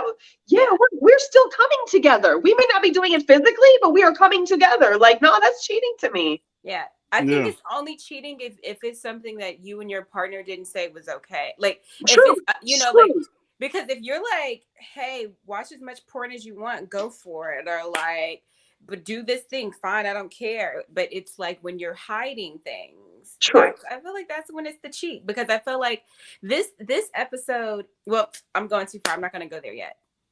That's going to give it away. But go ahead. So, one other question that I have pertaining to this before I go on into the story. Well, you know what? I'll wait for that. Okay. So once they decided to play again, they knew what would happen. And the reason that the reason I can say they knew, like, if it was really a mistake, an honest mistake, and a mistake you didn't want to happen again, why ain't y'all choose different characters? There we go. Be the polar bear. Change characters. They chose the same character and they went right in and they got it in. So this time for the audience, just so y'all know, as these they chose the same characters and they had sex this time. There was no just kissing it. They just went straight for the kill. Went all the way in, yeah. Which meant that the tension was mutual. Yeah. Well, especially after they left off the last, game session, the way it ended up. And then if you realize, like, especially Danny, because he had a wife and a kid and this fucking fairy tale that he was supposed to be trying to tend to, right? Like, he seemed to be the most troubled after their kiss scene. Then, I guess right. I guess he had issues with the girlfriend too, because he couldn't finish having sex with her, and she's like, "You mind if I get myself?" So I guess it lingered in his mind too. But the way that Danny was acting, that's kind of the telltale sign that you cheating. he walked around, he was acting like a cheating person because it was like guilt all over his. He was walking around like with a form of guilt. So his wife comes home from the bar. Was also a funny thing. She waiting on like an Uber or something, and then she see two people kissing on the side of the corner. She, just looking like, damn, that used to be me once upon a time. Passionate kissing. Yes. So Theo gets home. Then Danny, see, and that's one of those things to where I wanted to say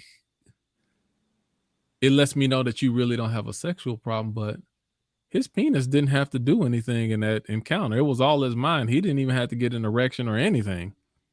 Like, it was just all in his mind. So maybe he still did have, the problems that we contemplated he might have had, they still might be there, but because he didn't have to physically do anything.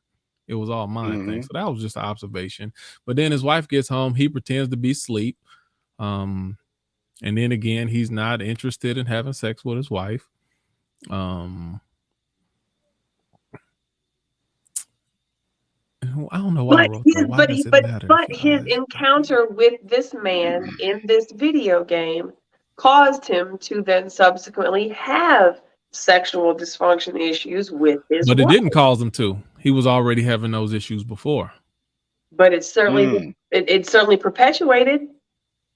It absolutely perpetuated, and I think you could say it perpetuated, but it didn't cause it though. True, didn't cause it. He was having issues where he was turning away from her in the beginning, but it definitely added to his issues with not turning towards his woman to get his sexual needs met versus turning to this video game. Because then it became the I've already fucked up, so I might as well keep on fucking up. Like, so let me go back into the game. Not sleep with my wife. Let me go to the game. And of course she picked it up. She knew. Oh, so then that was my question that I had. I'm like, why does it matter? Like, why could you have sex in the game but not have sex with your wife?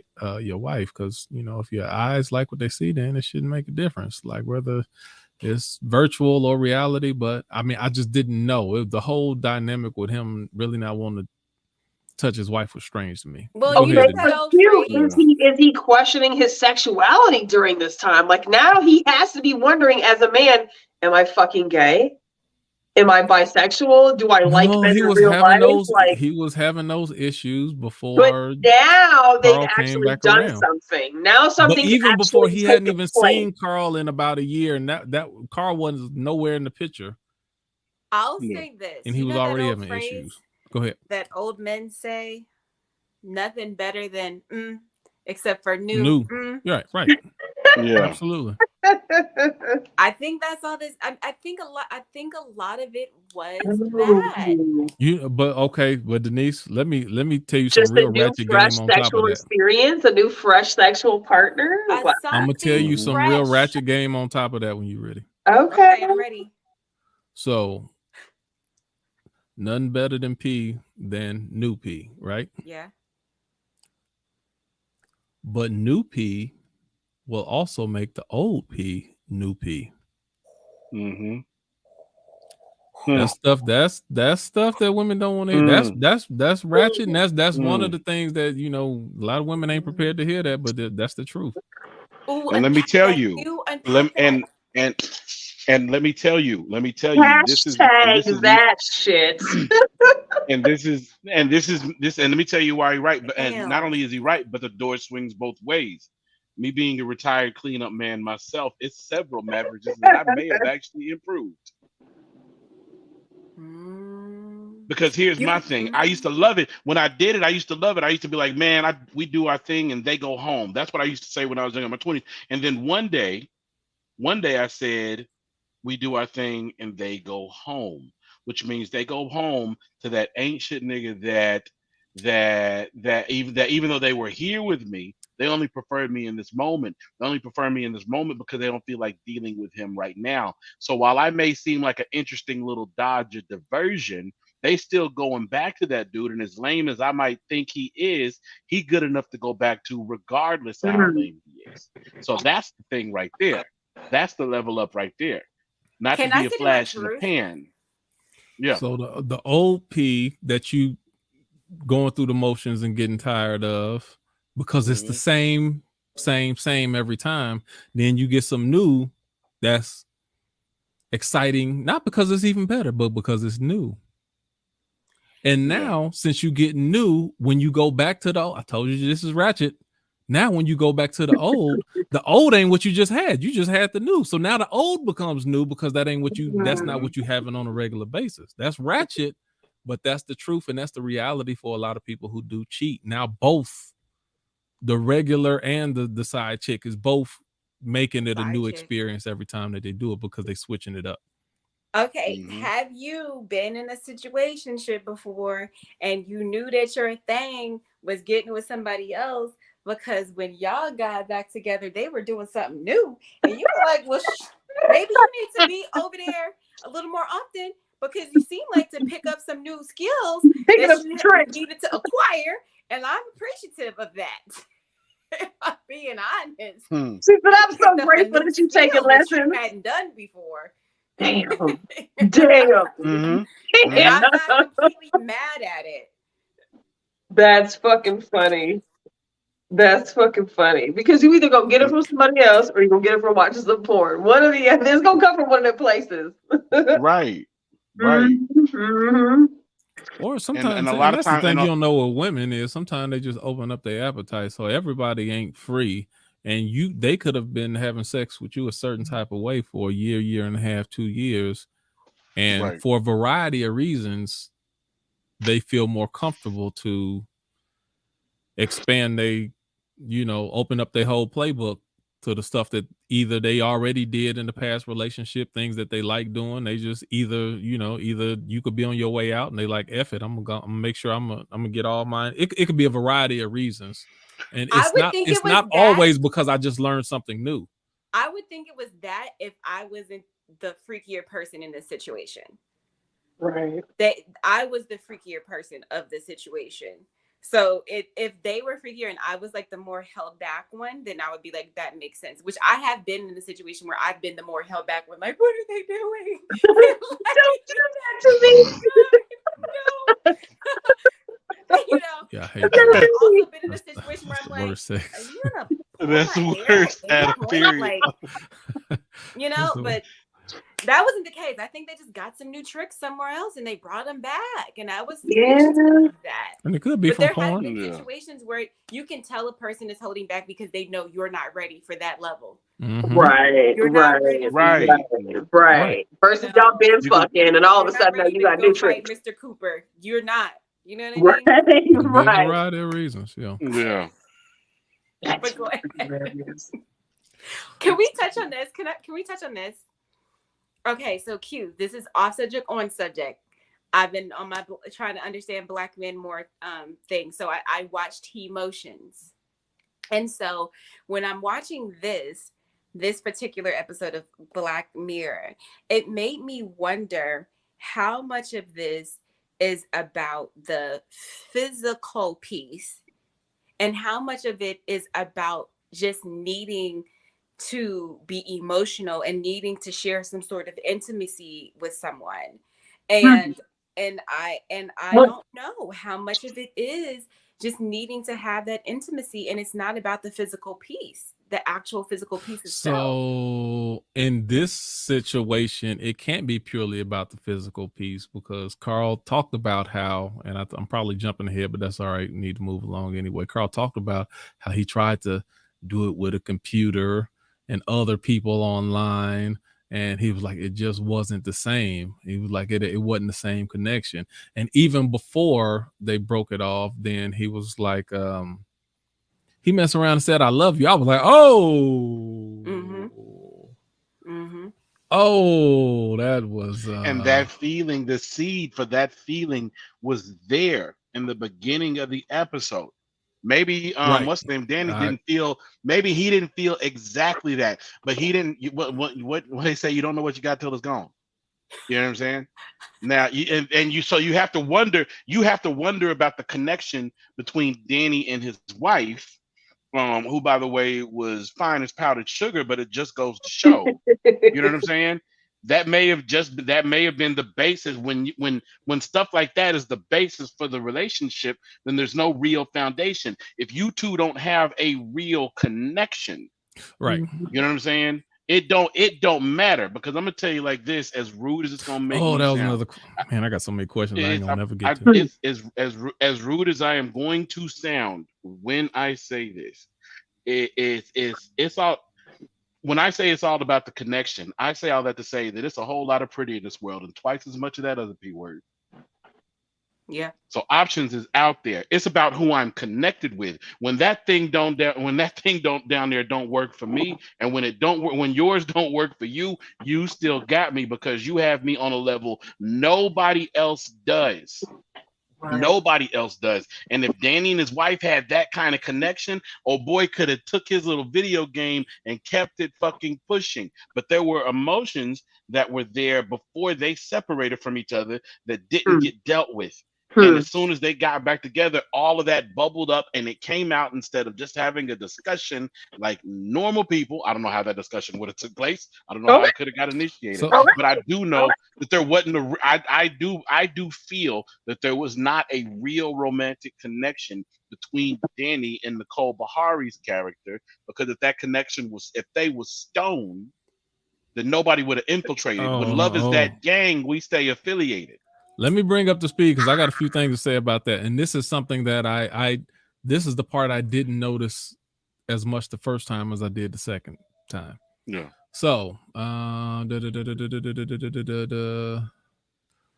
okay. So yeah, after a while, so I'm going back a little bit and bring up the speed to where we at. So now they in the video game screwing each other on a regular basis. At this point, he's not sleeping with Theo at all.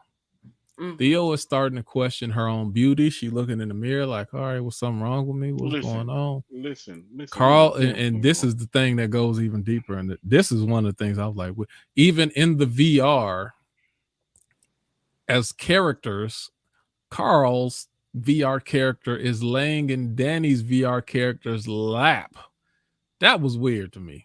I'm like, that ain't just physical. You actually laying in a lap. So that's a different form of intimacy. It's not just sex. That's intimacy. Yes. Intimacy. Not just a sex thing. Carl's into it. Carl's into it. But Carl been gay. Carl been there. Let me ask a question. I think he was right. Carl been there. Let me ask a question. At that point, Danny wanted to know how it feels. Again, wanting a new experience. Let me ask this. I have a question because he's asking, how does it, as a woman, what does it feel like? And Carl was like, yo, I can't even explain it. It's like, yo, it's something totally different.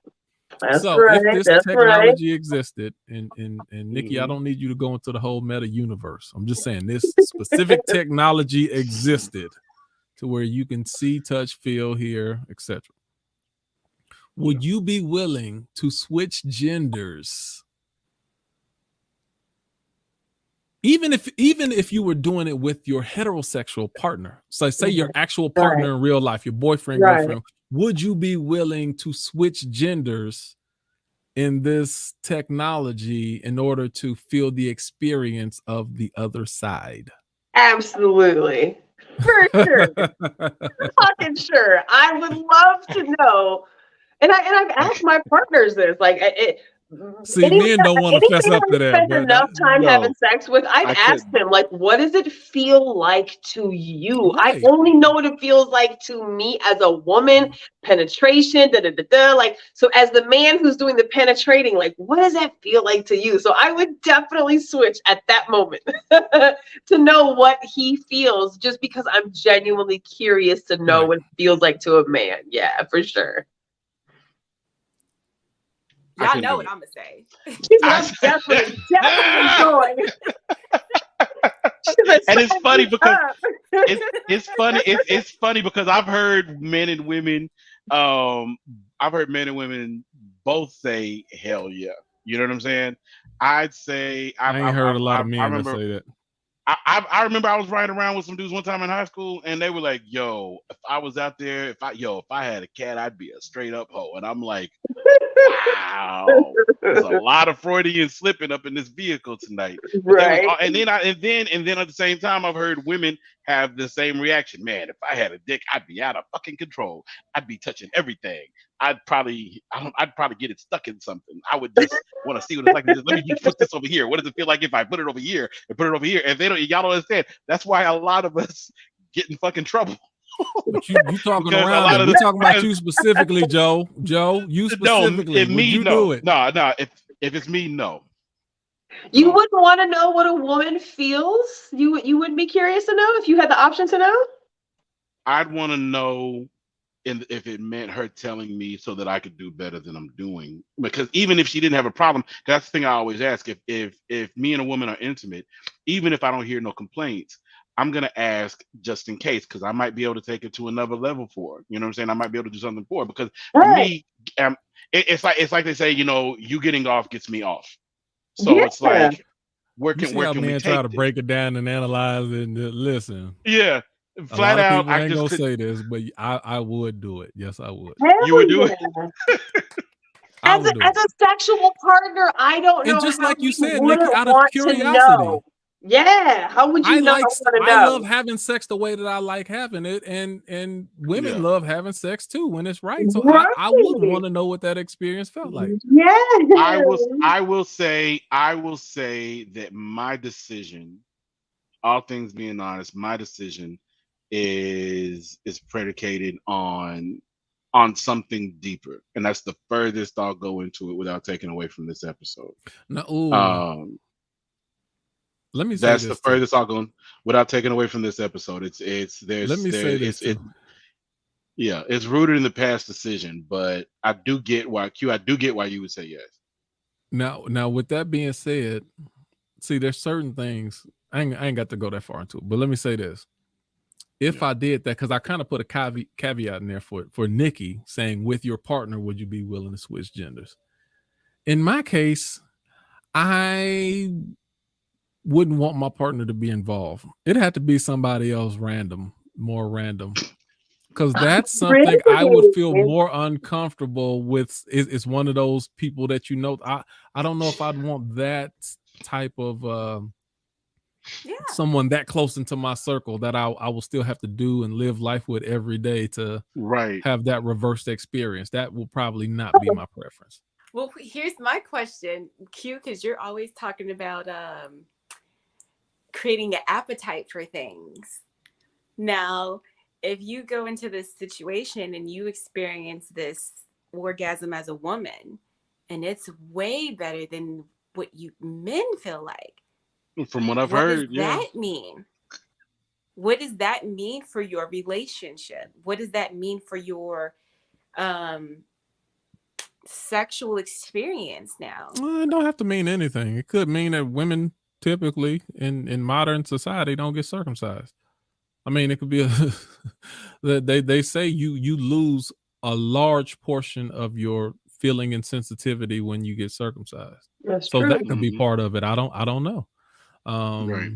But I But know don't I know I enjoy sex. I don't mind it as a man. Don't y'all I still feel do. like, and y'all can each answer this question if you want to, don't y'all feel like if you knew what your partner felt like during orgasm, don't you feel like you would by default work differently when you do have sex? Absolutely. So that you, That's that's why all I can think of. Like that would be my motivating fucking reason for wanting to know Yep. what it but felt like in that's my why a partner's man can shoes. never give better head than a stud.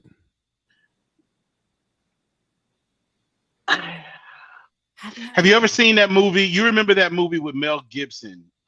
What a girl wants or Right. whatever, where Yeah. was something happened, he got struck by lightning and suddenly he could hear everything Right. all women were Yeah, thinking, yeah, all of them. That's And right. Okay. I remember that. there was a scene where he was having, I think Marissa Tomei was in the movie, and he was having sex with her character, Mhm. and he's going and he's thinking he's doing good. He's thinking she's making all the noises and everything, and suddenly she hears a voice. I wonder if I left the stove on. Dang, I gotta pay that light bill tomorrow and all that other stuff. And all of a sudden he's like, huh? And he slows up. She's like, what's wrong? He said, nothing. And he starts going, and all of a sudden he gets an idea to move a little bit to the left. And she's like, wait a minute, okay, this is different. Mhm. And then next thing you know, he moves over here. She's like, okay, I think he's getting it. Wow, okay, well, right there, don't stop. And she's saying in her head all the things she wants to say to him, but this is just a one night stand. She doesn't know him like that. You know what I'm saying? Because the one night stand is going to be a swing or a miss, regardless. It's simple physics. But in this sense, he could read her mind to know what he needed to do in that moment. So if there was a way I could know from a woman other than her just flat out telling me, if there was a way I could know from a woman how to do even more than I'm doing, then yeah, I'd want to know that, but not to the extent to where, okay, this You just don't want to know what it feel like? No, I don't want to know what it feel like. I want to know how to make you feel more of it, but I don't want to know what it feels like. No. Full transparency has nothing to do with any of my partners. I'm just doing it because I want to. As a byproduct, I'll be better when I'm doing it with you. But I want to know from my own personal. I just want to fucking know, because as a woman, we know how we feel, just like Amanda. But like as a woman, I know I'm so curious. I want to know.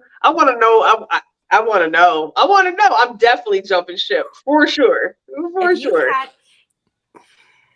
It's TMI, and I don't want to turn it into really extra, but there's something that goes down that feels like it could feel like if you had a penis, what that would feel like. And let me tell you, I want to know.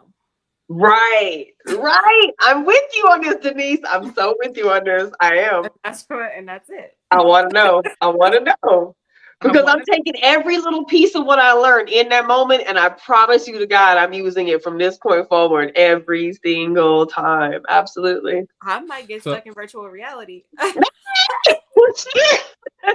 So, hence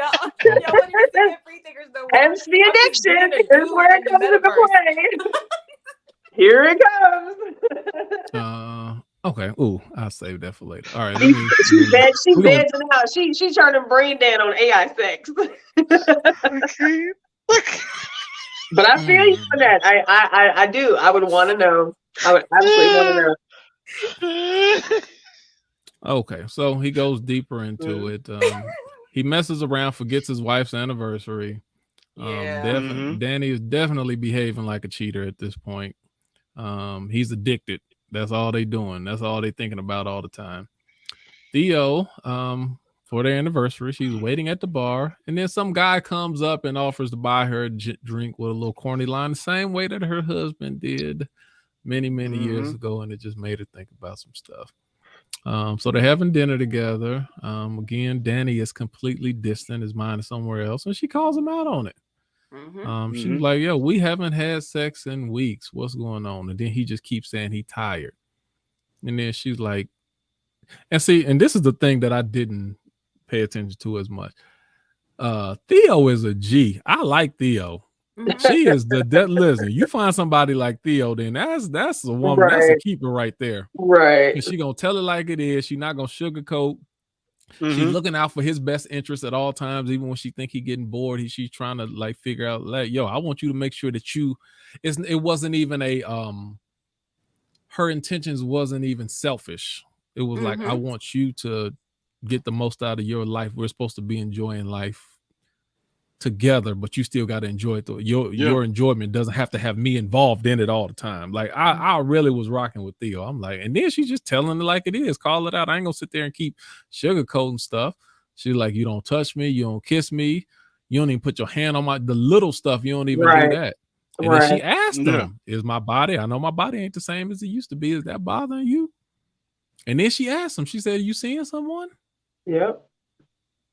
And then she also said, I need to know so we can figure it out. Man, say something. Say something about it. She's a G like that. That's why I said she is, and that's what she said. She said, look, this is what it is. I don't always, sometimes I get bored too, but this is what I signed up for. I'm committed and I'm loyal. And she was like, yo, and I was like, I said, man, she's a keeper. I was like, ooh, I like her. That's who you, but you could also tell that their dynamic was one of actual true love, true respect. Like you could tell that they had a foundation to where they probably could talk like that to each other. She was the real hero of this whole story. Yep. I mean, she really was. Really. This story could have went a whole different way if she wasn't who she was. True. She could have And while they had that, and Nikki, you're right, while they had that dynamic, again, what they did not have was that connection. Theo was all in, and unfortunately, Danny was not. Right. And for reasons he himself didn't understand. Right. He was not. And that's what happens when you have marriages where it's more contractual than it is where it's more contractual or transactional than it is a real relationship, because before you get married, you got to already be married. Right. You know what I'm saying? Whether or not whether or not we get that paper, it's us forever, baby. Don't worry about it. Like, remember that one time, Nikki, I posted that thing. It was like when everybody was like, somebody say if somebody say that's my old lady, he'll kill you over that woman. That level. Right. I disagree, Joby. I disagree. I don't think that he wasn't into it. I think that the more you go through a relationship, your relationship needs to be what works for you. Right. And I think. What do you mean by that? Say that again, Denise. Your relationship has to be what works for you. That doesn't mean that you're not. But what did you disagree with as far as what you were saying? Say what you disagree with. In terms of like it being like, he's just not into the relationship. Like he's not into her. And that was the problem, that he wasn't as into her as she was into him. I don't think it was that. I think he just didn't feel comfortable being fully himself, and maybe felt like he would be a little bit rejected being honest. I don't think he wasn't into but it. Denise, he was behaving in these type of manners before Carl ever came back into the picture. That's number one. And then number two, let me say this also. Even when there's physical things going on, even when you're trying to work through stuff, when you really committed to someone, she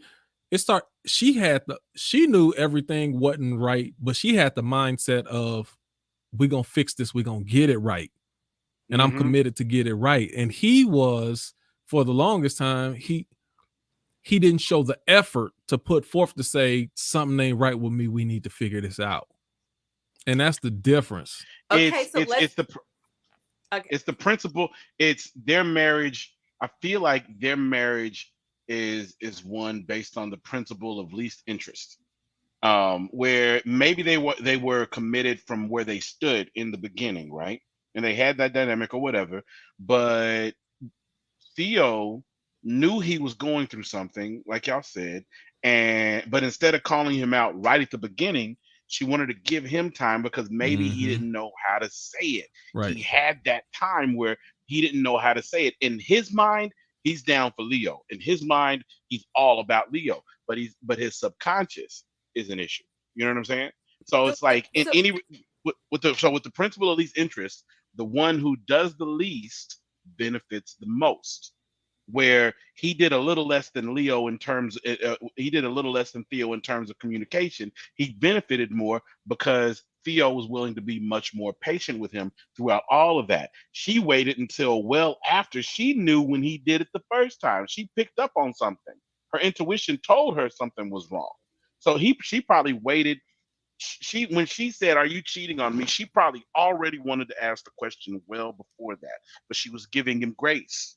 You Right. know what I'm saying? To figure out, maybe you may not know what's going on with you, babe, but I know something's wrong with you. And Right. it takes a lot. It takes a lot of strength for a couple, for partners to look at each other and want to say, "Babe, I'm gonna let you something is figure this going out. on. I'm gonna wait for you to, Something's if you going on. can, I don't know what it, figure it out. I'm gonna let you I don't figure know it. what it is, but this is what's going on I'm with gonna me. give I you don't time to know. work it out. Yeah, work it But I out with just want to yourself. tell you how I feel, and I need to be that. I need you to be that safe space for me. There's he didn't trust that I don't even think it was in a matter of him not trusting that he was emotionally safe enough to say it. Again, I think that all of this was buried deep down, and he didn't know the problem was there. He just didn't know how to say it was a problem or know what it was. You know what I'm saying? and so that's the question, is like, how much, like when we talk about black men being able to express themselves and say how they feel and have emotions, how much do you think that played into him even before Buddy came into the picture? Just not being able, having the words to express, or even Right. having the the the know-how to understand that he's actually going through something, and that's why he just isn't feeling like himself. Like, It how Well, played much a as was men, huge that? part. It it played played a a huge huge part. part, but the problem, I mean, not the problem. The solution was him having as strong a wife as he did helped him. He got all this stuff jumbled up in his head, and he don't know how to make sense of it. And she starts doing things to help move him along, number one, and then number two, also calling him out in a productive manner. Like, Yeah. you just can't you're not touching me. We're not having sex. What's going on with you? Are you cheating on me or something else? And then, just like you said, I need to know so we can figure this out. Like, it's also so, and what I also say is all those things and the way that she handled it gave him the ability to feel like he was in a safe space to where he But could come clean. And even at the very end, which we'll get to, then he actually did. And then that's one of the things that allowed them to, figure out how they need to work through that dynamic. But if she wasn't who she was, then he wouldn't have been able to understand those things about himself. Right. So but it's does like that mean he wasn't invested? Or does that mean it. he No, was I don't think so. he wasn't emotionally Sometimes mature? you're just confused, and It's everybody, it. That's, and see, that's where that's my maturity point. comes And in. that's my point. Right. So Everybody's well, and timetable, just because I'm frustrated with you, I can't make my frustration become your timetable right. Mhm. in And I'll all and I'll change. instances. And to your point, Nikki, I'll leave. To your point, Nikki, I'll leave. Not Nikki. Denise, I'll leave. Imani, we're claiming prosperity. Imani. Um, I'll even reiterate. I'll even change my statement to say that for us as men, and I feel like, and this is just my opinion because we're not a monolith. So I'll just say, for me, I feel like it's my life has been one. I feel like it's more as a man. I feel like I've been made to lean more towards persona than person, to where I need to take all that I'm feeling and stuff it down because the world expects results of me. I am not as as a human being right now, I do not feel emotionally safe. I got to tuck all my shit in because I got shit to do and I need to provide. If it ain't me providing, then fuck what I am talking about. So it's like I'm meant to stuff things down. I don't know how to say these things. I don't know how to even acknowledge, wait a minute, this is, I don't know how many times I've been in a depression and somebody's been like, well, hey, Joe, what's going on? Well, I got this and that and everything. But like, you know what? I think you're depressed right now. Really? Am I? Wait a minute. I didn't know what shit, I didn't even know what the fuck body dysmorphia was until I went back to the gym just recently. And when I found out, it fucked my head up for the rest of the day. I mean, like, so this is how I've been feeling about myself. I didn't know any of this. More specifically, I didn't know I was allowed to feel like this. It's nobody else's. It's nobody in particular's fault. You can call it social engineering, whatever, but it's where I'm at. So I say that to say that in Danny's case, maybe his character was engineered in some way to feel like he didn't need to speak on any of these feelings. So maybe they were stuffed down so deep he didn't even know he was feeling them. And that's my point. And so that's why I'm saying I don't think that he wasn't invested in his marriage and that he didn't care about making it work. I just don't think he had the tools that he needed to be as mature emotionally as right. Leo.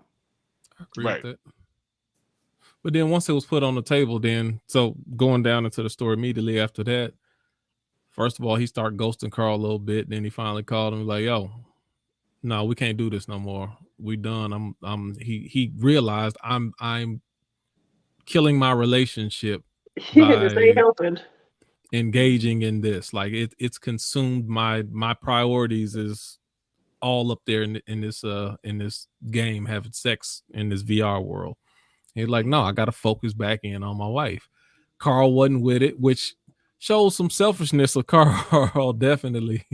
And it was like he was acting like he was losing his boyfriend, you know, basically. No, you can't. He was. Carl was. Right. He was, And then Danny was like, nope, I'm cutting it off. And then and then he tried to justify. He's like, well, no, this is just like porn. This ain't, this ain't nothing. It's just like having porn. But again, that's one of those things. If porn is ruining your sex life, then you need to cut off porn. You know what I'm saying? If it's ruining the intimacy of your actual relationship, then that's something that needs to get cut off too. It's still the same thing. Master your high. So they run down. But that's where the addiction to it comes into play, though, is where it's just taboo. It takes over. It fucking takes over. Anything out of balance can get you in trouble. Yeah, but once you get hooked on that shit, there is no balance. It's now I'm just doing this all day, every day. With porn? Yeah. For some people, absolutely. For some people, but you can find a balance in porn. So yeah, as you should. There has to be a fucking balance in porn. If there isn't a balance in porn, you're going to have sexual dysfunction issues, period. Yes, you would. So you have to have a balance. Right. And that's men and women. I don't think that's just exclusive to men, because there are women who can be just as addicted to porn as men are addicted to porn. Toys. You got to watch it. You're messing with them toys too much. Yeah, I agree. I agree. They will desensitize you. Those things will desensitize your clitoris for sure. Like literally, literally, physically, it'll be like, dang, and you're just like, damn, I gotta get this now. Yeah, put that shit away. But we skipped over a very, very important part, which is when they met up in person to see. Oh, we ain't got to that yet. We ain't skipped that. No, we didn't. Because remember the conversation that they had? Oh no, you're right. That was later. So yeah, we're coming right up to it anyway. So they he cut them off. And then after he cuts them off, then skip forward 7 months later. Now Theo is, go ahead, Nikki. Pause really quickly, because I think it's important to mention in these types of situations where there could be cheating involved, right? Because for some of us, we feel like this is a cheating situation. Some may not feel it's a cheating situation because it's VR world. But you have Danny, who has a woman to go back home to. You have Carl, who has nobody to go back home to. So even though they may cheat and have fun in the VR world, when it's over, Carl goes back to nobody, and Danny gets to go back to the warmth of a body in his bed. Now, even though he doesn't really want the body, he doesn't not want the body that's in his bed, but his body doesn't necessarily want the body that's in his bed right now. He still has somebody he can go back to. And I think that a lot of times is one of the dynamics because that the causes connection rifts. he was looking for wasn't purely physical. It was I think that's the dynamic that causes rifts in cheating situations, is that one party involved in a cheating situation may not have anybody to go back home to. And so you get more attached to the person. Don't cheat with nobody who ain't got nothing to lose. Yeah, that's exactly. An old saying right there. You can't, if you gonna cheat, I don't know what I'm saying. You better cheat with someone who also has something equally. They need to have somebody at home that they love too. Because person who ain't got no, you still love your partner, and they don't care. They single. They don't mind messing your stuff up. Yeah, it don't matter. They got to lose, like you said. Even fuck if it, I can fuck your shit up. If they are conscious because they're considerate of you, those people are still sloppy. Yeah. Because even if something does happen, then what's going to be the repercussion of it? Right. For them, directly nothing. Nothing. I'm not losing anything. That's an old rule. You can't. Don't get involved with somebody who ain't got the same amount to lose as you got. Ooh-wee. Ooh-wee. But anyways, back to your point. Sorry. If you ever had, I ain't gonna even go that far. Go ahead. Let me keep going. Oh man, yeah, I ain't gonna go there right now. 7 months down the road, all right, now Theo is pregnant. They seem to be getting along better. He's engaged, engaged with her. They're connected. She invites Carl to come over for Danny's birthday, and Danny is like, "What? Why would you do such a thing?" Now, of course, Theo don't know. She might have knew Danny was having some issues and some things she was dealing with. She didn't know it was directly with Carl. Right. So now they're all eating dinner, and this is just the most awkward thing. It's almost like two people who slept. It's literally like two people who slept together, and it's just awkward. And she's used to the we all used to hang out and eat and just talk about old stories and this, and she doing all the talking, and they over here kind of silent, looking the other way. And she's like, all right, well, this is all right, whatever. So then they all eating dinner together, and he's like, yo, we need to, then that's when he came out to, hey, we need to do it again. Don't nothing match what we got. I tried it with the computer, and I tried it with other people and some guy, and it was kind of good. Yeah, he said you did a gangbang and everything. He said I even yeah, he did. Tried doing it with the polar bear. Yeah, he did.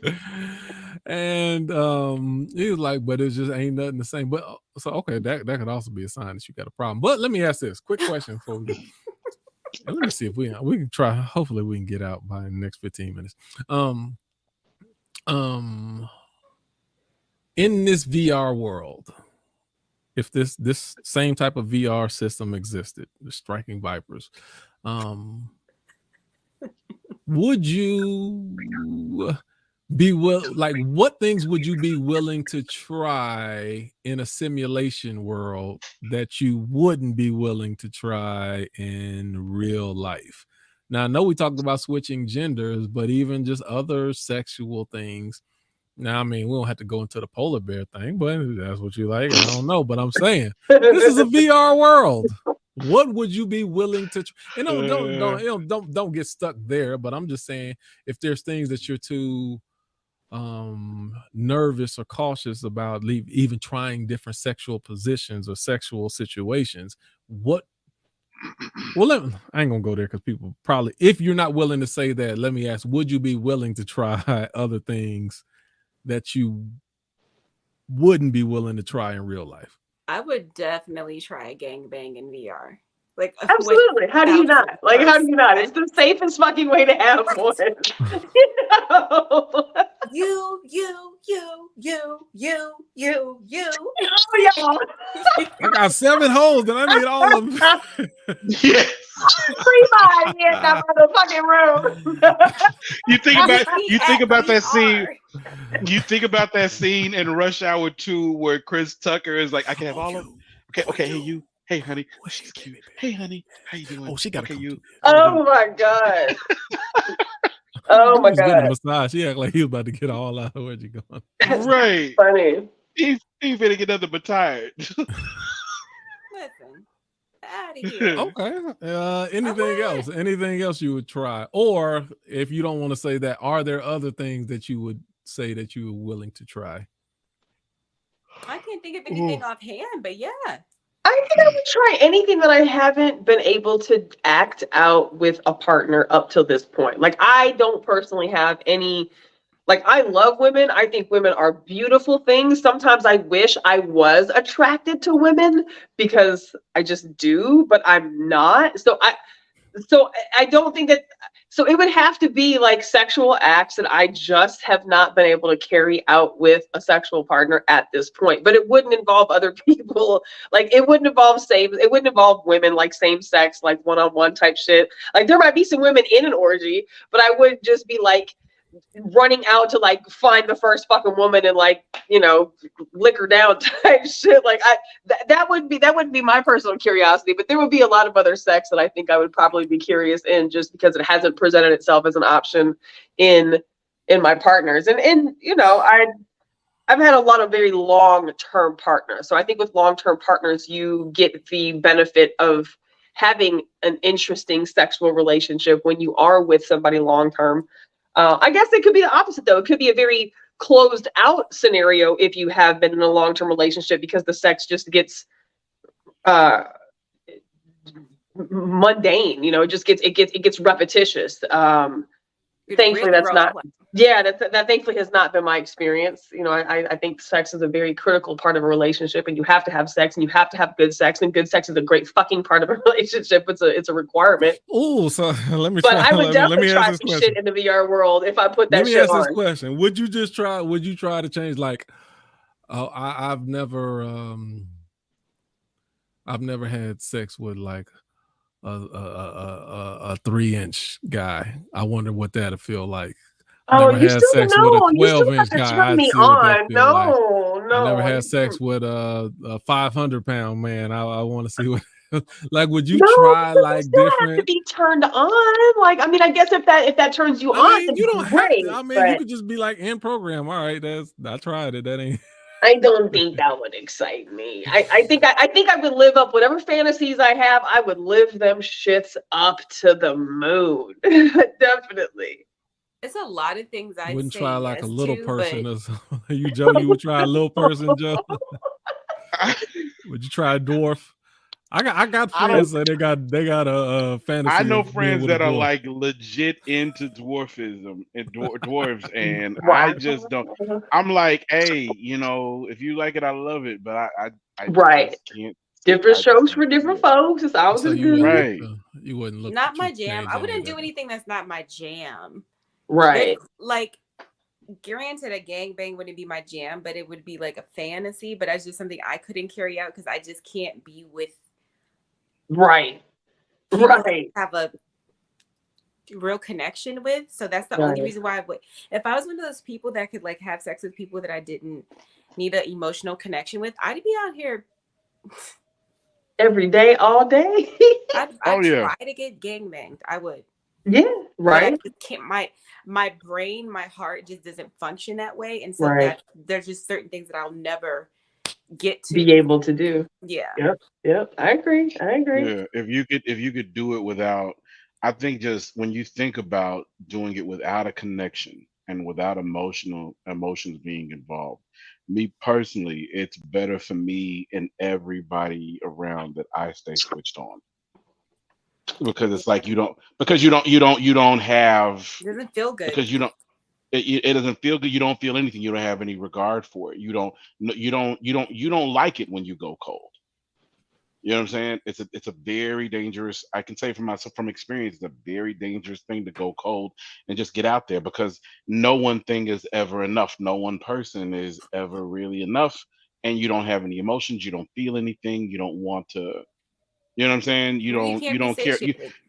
You don't take, and more importantly, you don't take their feelings into account, because they could actually feel something for you. See, that's the difference with me though. I am different from that, to where I don't have to have emotions tied to sex. I can have great sex just as good and not be emotionally tied to the person sexually.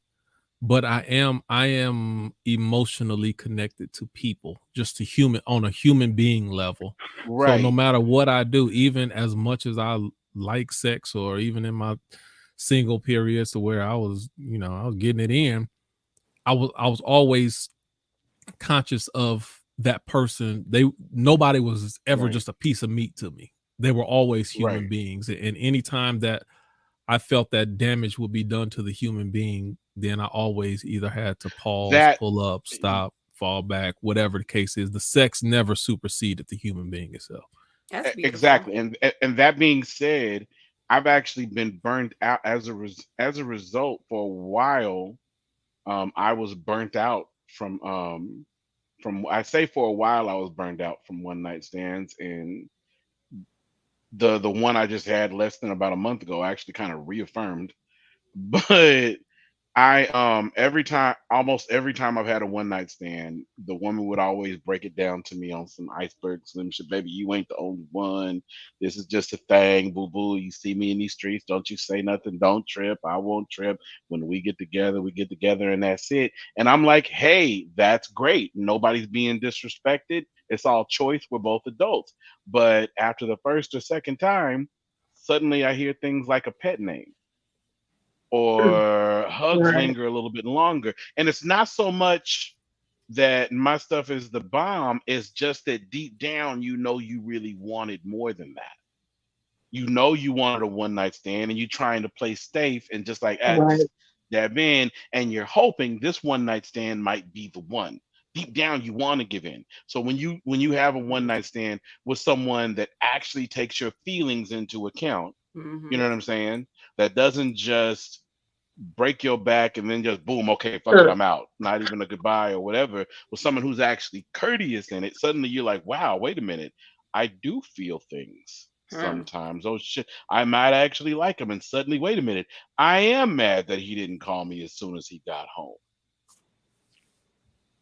And now that leaves me, the person who was brought in under a very different auspice, confused and misled. And now I'm like, okay, now I got to put you over here, Whew, tell it. because it's not so much that you lied to me, you lied to yourself, which makes you even more dangerous. That fucking part. You lied to yourself. I told somebody If today, you you ain't got to lie to kick it. And I swear to God, I mean that in every sense of the mhm, word. you People can You do that lied all to the lie, time. yourself. you But could you can you if you don't know yourself, then what do you expect? And so many people don't know exactly, who they are, so I can't expect anything more than that from them. Um, exactly. Yeah. so let me move forward into this. We are at the home stretch right here. So they at the dinner table, and another thing that was real weird, because he was really trying to pitch that game to him. Like, come on, we need to do it one more time. He sounded like a dope head trying to get another fix in. And then Yeah, he he's actually trying started to. getting all close to him and up in his ear. I'm like, space, dude. I know you like him in VR, but if you like him in real life, you too close. That's too close, Mm, man. But anyway, that was weird. But anyway, he gave him hey, meet me at midnight. Let's go and get it in. And he ended up meeting them at midnight, and they did it again immediately. And then that's when Carl said he loved them in the VR world. And that was weird. So Danny was like, "Up, It's hold a Texas on." He was game. like, "So, yep, stop." He was like, "Meet me at such and such place." They met up in real life. They met up in the alley of some place, and he was like, "All right, we need hmm to find out what's what. We need to. Is this just a virtual reality thing, or do we have feelings for each other in real life?"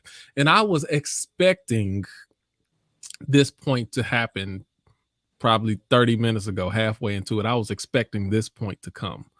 And it did come, but then by my surprise, they kissed, and it was like, no, There was nothing there. nope.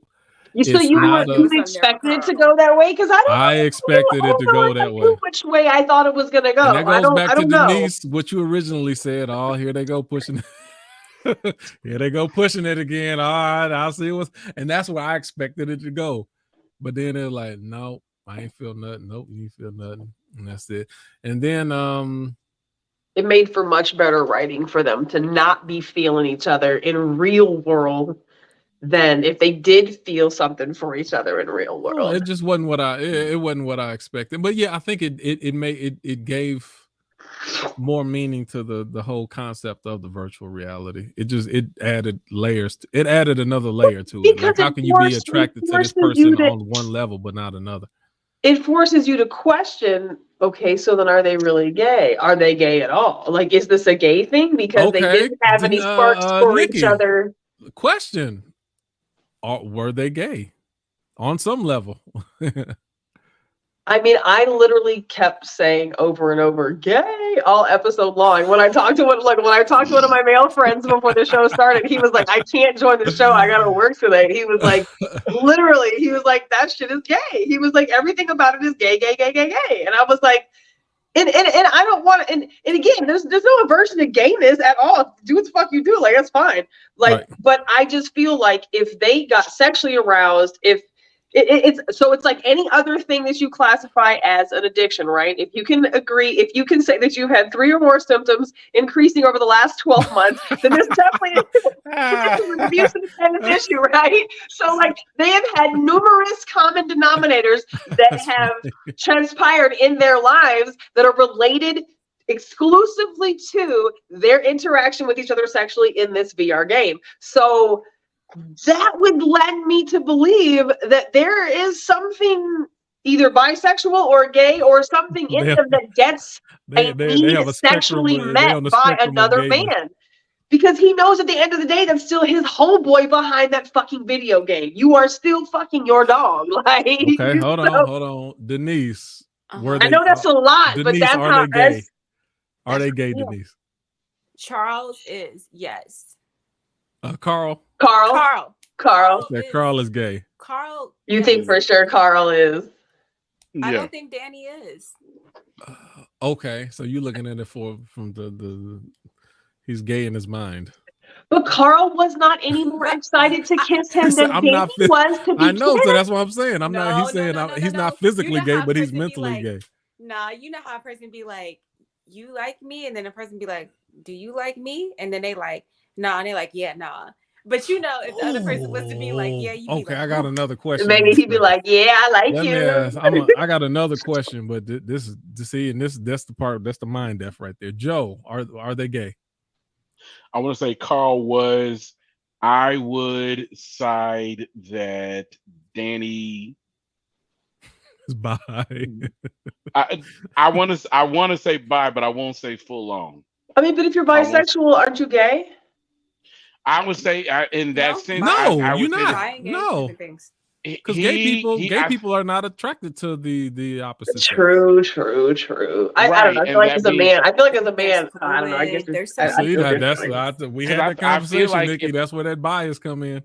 Maybe so. I feel like double standard. If the story went on, then I think at the rate of progression, the way the story was progressing, I feel like eventually Carl would accept that. Well, no, we both know how. I won't get into how the episodes end, but in my mind, I had an idea that Carl will eventually go on and accept that him and Danny would never be together, and eventually find somebody else, and he would let that go. I feel like eventually, that Danny would eventually come to the end of this high that he was riding as far as how he felt about Carl, about those feelings that were stuffed down, because that was in the works and on the way well before we caught them in the beginning of the episode. So all of that was bubbled up. It's like the giggles. You know what I'm saying? You got kids in the back of your car, they're laughing at some silly shit that ain't even really that damn funny. And you turn around because you trying to pull up at the drive-thru and you like, be quiet. But you know what's going to happen? They'll sit there quiet because you told them to. But what's going to happen as soon as they make eye contact with each other, they're going to start trembling and they're going to bust out laughing. So what do you do when they have the giggles? You let them ride it out. I think Danny's case of the giggles, I think Danny just had a case of the giggles, is what I feel like. So I got one more question. This one came off the top.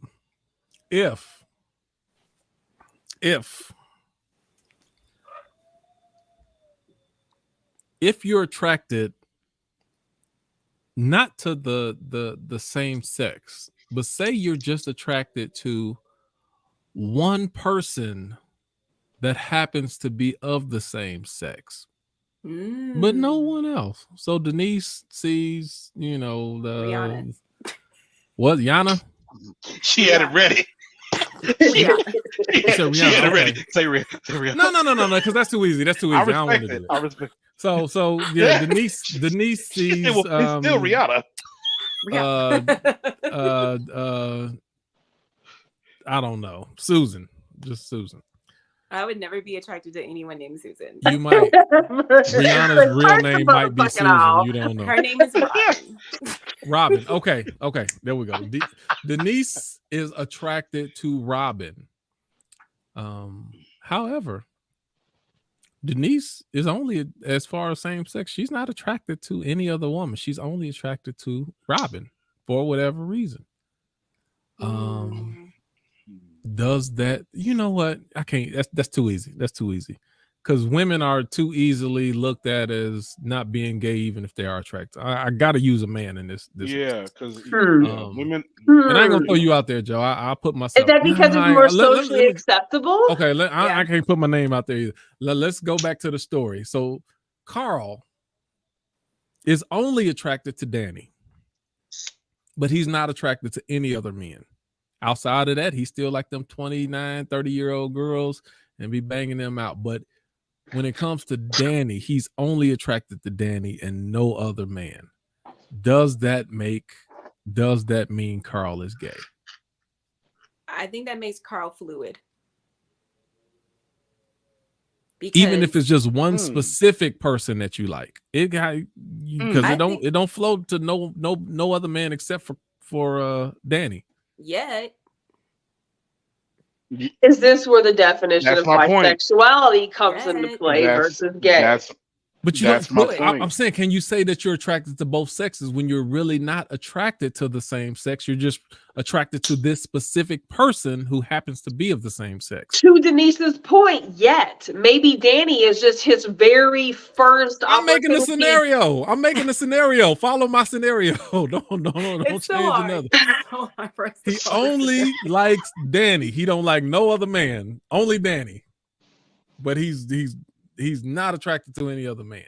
In that scenario, that's gay. And he still likes women. Outside of Danny, everybody else he likes and attracted to is women. He's bi. Yeah, at the very least, yeah, he's bisexual. Okay. You agree with that, Joe? Mm-hmm. Okay. He's bisexual. Because here's the thing. You think so? Or do you look at it? How do you look at it, Q? How do you view that? I don't know how to look at it, but what I'm saying is I couldn't label. It'd be hard for me. It's hard for me to label a general term when he doesn't like in general. He likes women in general. So I can be a heterosexual man if I, in general, like women. But I can't be if I only, if there's only one and outside of this one, then I don't like any other women, then I don't know if that can make me heterosexual. I have a so say for instance, like this. I think some people they talk about an asexual, where they just not attracted to. They really just not sex. Is that what's called asexual? Yeah. Well, you're not attracted to just anybody. Period. Yeah, you just not attracted. So you just don't. Sexual attraction just ain't your thing. You just get down with yourself. But that person, okay, say Young Thug, because I believe he said he's asexual. He don't like men or women, don't like nobody, just not sexual. He's just not a sexual person. But when it came to Denise, he liked Denise. He's attracted to Denise. Would that then make him heterosexual because he likes one woman, even though he's not attracted to women in general? That's where I kind of get. But is he also? But is there a man he's also attracted to? No, he's not. He's not. He's not attracted to any men. I think that's hard to say an asexual versus a sex. I think it's hard to say an asexual because you have no sexual attraction, as opposed to bisexual or homosexual or heterosexual. You still have unattraction except for this specific person. So I couldn't give a general term to someone who only their attraction is very specific. I follow you. That's my. I don't follow you. That's why I'll say to flip this on the other side. There has been like dudes that were just straight up gay who I know like had an attraction to me, right? Like a real one. But I think they're still gay and they would consider themselves still gay too. Huh. So I think because their to Q's primary point- sex would be gay sex as So opposed to Q's, bisexual sex. Well, the one thing I they did wouldn't learn know, is they would it's have to not actually restricted to participate in sex, though. something. True. I said one thing is not restricted to sex. I had this conversation with a guy I used to work with, and then it's like, well, what about? He's like, it's not a. He's like this just like in regular sex is a part of a relationship, but it's not the relationship. He's like, I'm attracted, conversationally, emotionally, connectionally to other men. The sex is a part of that, but the first thing I think of is not sex. So it's like now, here's the question. Yeah, go ahead. Here's the question. If you had this is for everybody. If you had the same attractions that you had to someone of the same sex, but you had no desire to have sex with them, does that mean that you're gay or lesbian or bi? If you have all the same feelings, you might even be in love with this person, but you don't have any sexual anything for them. Like, I feel like that kind of blurs the line with like romantic and platonic relationships and like what they can be. At first I was going to say that's just an appreciation of aesthetic, but if we're talking about feelings, that goes beyond that. It's feelings, but there's no physical anything, just feelings. Yeah, like I think about like one of my favorite one of my No, that's not just a friend. It's just a friend. You don't have an that's emotional more than connection just to your friend. friends. That's more than just a friend to one person's mind. It's more than just a friend if you are having, even if you're not carrying out the desires are still there. Like, Like, if it's I'm not not of a sexual nature, then I don't know how it could be labeled that way. No sexual desire at all, but there is an emotional one. That's just a platonic. I don't see how I can label anything if there's no sexual desire in there. I don't think the labels that we use could qualify. Yeah, I guess if the sexual desire or any intimate desires don't exist, then that would just be a platonic friend. Yeah. So but I think that if sexual desires did start to happen and fantasies did start to happen, even though you may not carry them out, I think that definitely is the game changer. But what if they're okay, so let's flip it. What if it's all sexual and there's no emotional anything attached to this same sex? What is that? I think you definitely still qualify as gay, straight, or bi, depending on if, it's no emotional anything, but if you're a man who likes to have sex with other men, I think that still would definitely make you gay. Or if you like men and women, it definitely make you bi. And I think the orientations are the baseline of any orientation is your sexual preference, as far even from an intercourse standpoint. Right. Because you have to look at what turns you on, what excites you, what literally speaks to different parts of your brain that trigger emotions and feelings and sensitivities and excitement. Like if you get a response from a trigger in your brain, you can't act like that doesn't exist. Like, so if this continuously happens, whether you carry out an act or not, I guess this is where people who are in the closet struggle with not being able to come out and be honest with, or identify with, or put a name on something, or call it what it is. Because just because I'm not acting out on it doesn't mean that the feelings and thoughts and emotions and desires may not still exist. Let me close this. Let me close it right there, because you bring me right back to where we was. They kissed, nothing worked. It did nothing happen, and then they end up getting into an argument, which turned into a fight. They got in a fight. Police came. They went to jail. Oh yeah, that's right. They did. Theo, his wife, got him out of jail, and that had to be a fun ride. She's home. like, "What's going on?" And he finally tells her what's going on. And again, this is one of the reasons why I said Theo is the hero of this whole thing.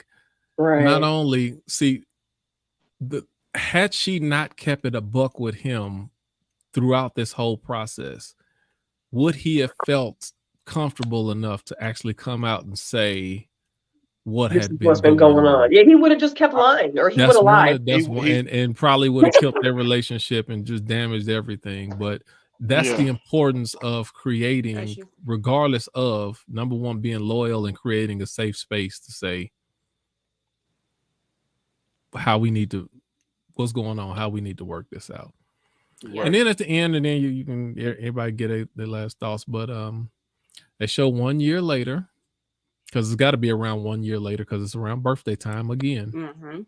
Mm-hmm. They make an arrangement. She gives him the little piece that goes to the VR. Yeah. And she takes her ring off. She take that ring off. Yeah. And they're like, all right, I need this back in the morning. Like, yeah, me too. Yeah. So she go out, do whatever her heart desires to do for that night, and he has his night to do what his heart desires to do. Free pass. That's the free pass. That free pass, and they find a way to make it work on their level, but it's not the secrets that kill everything. Yep. But when you could be open with somebody, make it work. Then they found a way to make it work, and I'm like, man. I love that. So what was y'all thoughts about the ending of how everything broke down? I loved that about them. I thought it was fucking phenomenal. I thought that the fact that she was able to live out her fantasy and he was able to live out his fantasy, and they were able to still mutually and respectfully be able to keep everything what looks like a buck and transparent and not take it personal that you are or are not doing something right or wrong for, like, it didn't have to be all that. And I'm sure that somewhere in this uncomfortable conversation between the two of them, some tears probably were shed, right? But once you get over that shit and you bring it back down to, I really do fucking love you. I guess this is maybe the struggle that people who are in monogamous relationships who really desire to be in polygamous relationships or practice polyamory really struggle with their partner that they do fucking love, that they are in love with, that they don't want to leave, that they do want to stay with, that they do want to raise their children with, but there's this other little piece of me that I don't want to act like doesn't exist. And the fact that they were so good to each other and they did have such a good bond and she was so gangster about it, they were able to fucking communicate about some really uncomfortable shit, some shit that most people think is taboo, especially a man having maybe possible attraction to another fucking man. Like, I think that for me is what made the whole episode just like, this is the shit, because they were still able to have their free pass night in love, with love, come back the next morning and back to our regular lives like we carry on. And they were okay with that. And I loved that for them. I love that for people who are able to have those uncomfortable conversations, find a happy middle for each other, and still fucking stay together. Everything doesn't always mean you have to break up. Everything doesn't always have to mean we can't make this work. Obviously, if you can't, then you can't. But if you can, then you should try. And they did. And I love that for them. I love that shit. Right. Yeah. Denise, what do you think? I like it because I feel like, like Nikki said, they did it on their terms.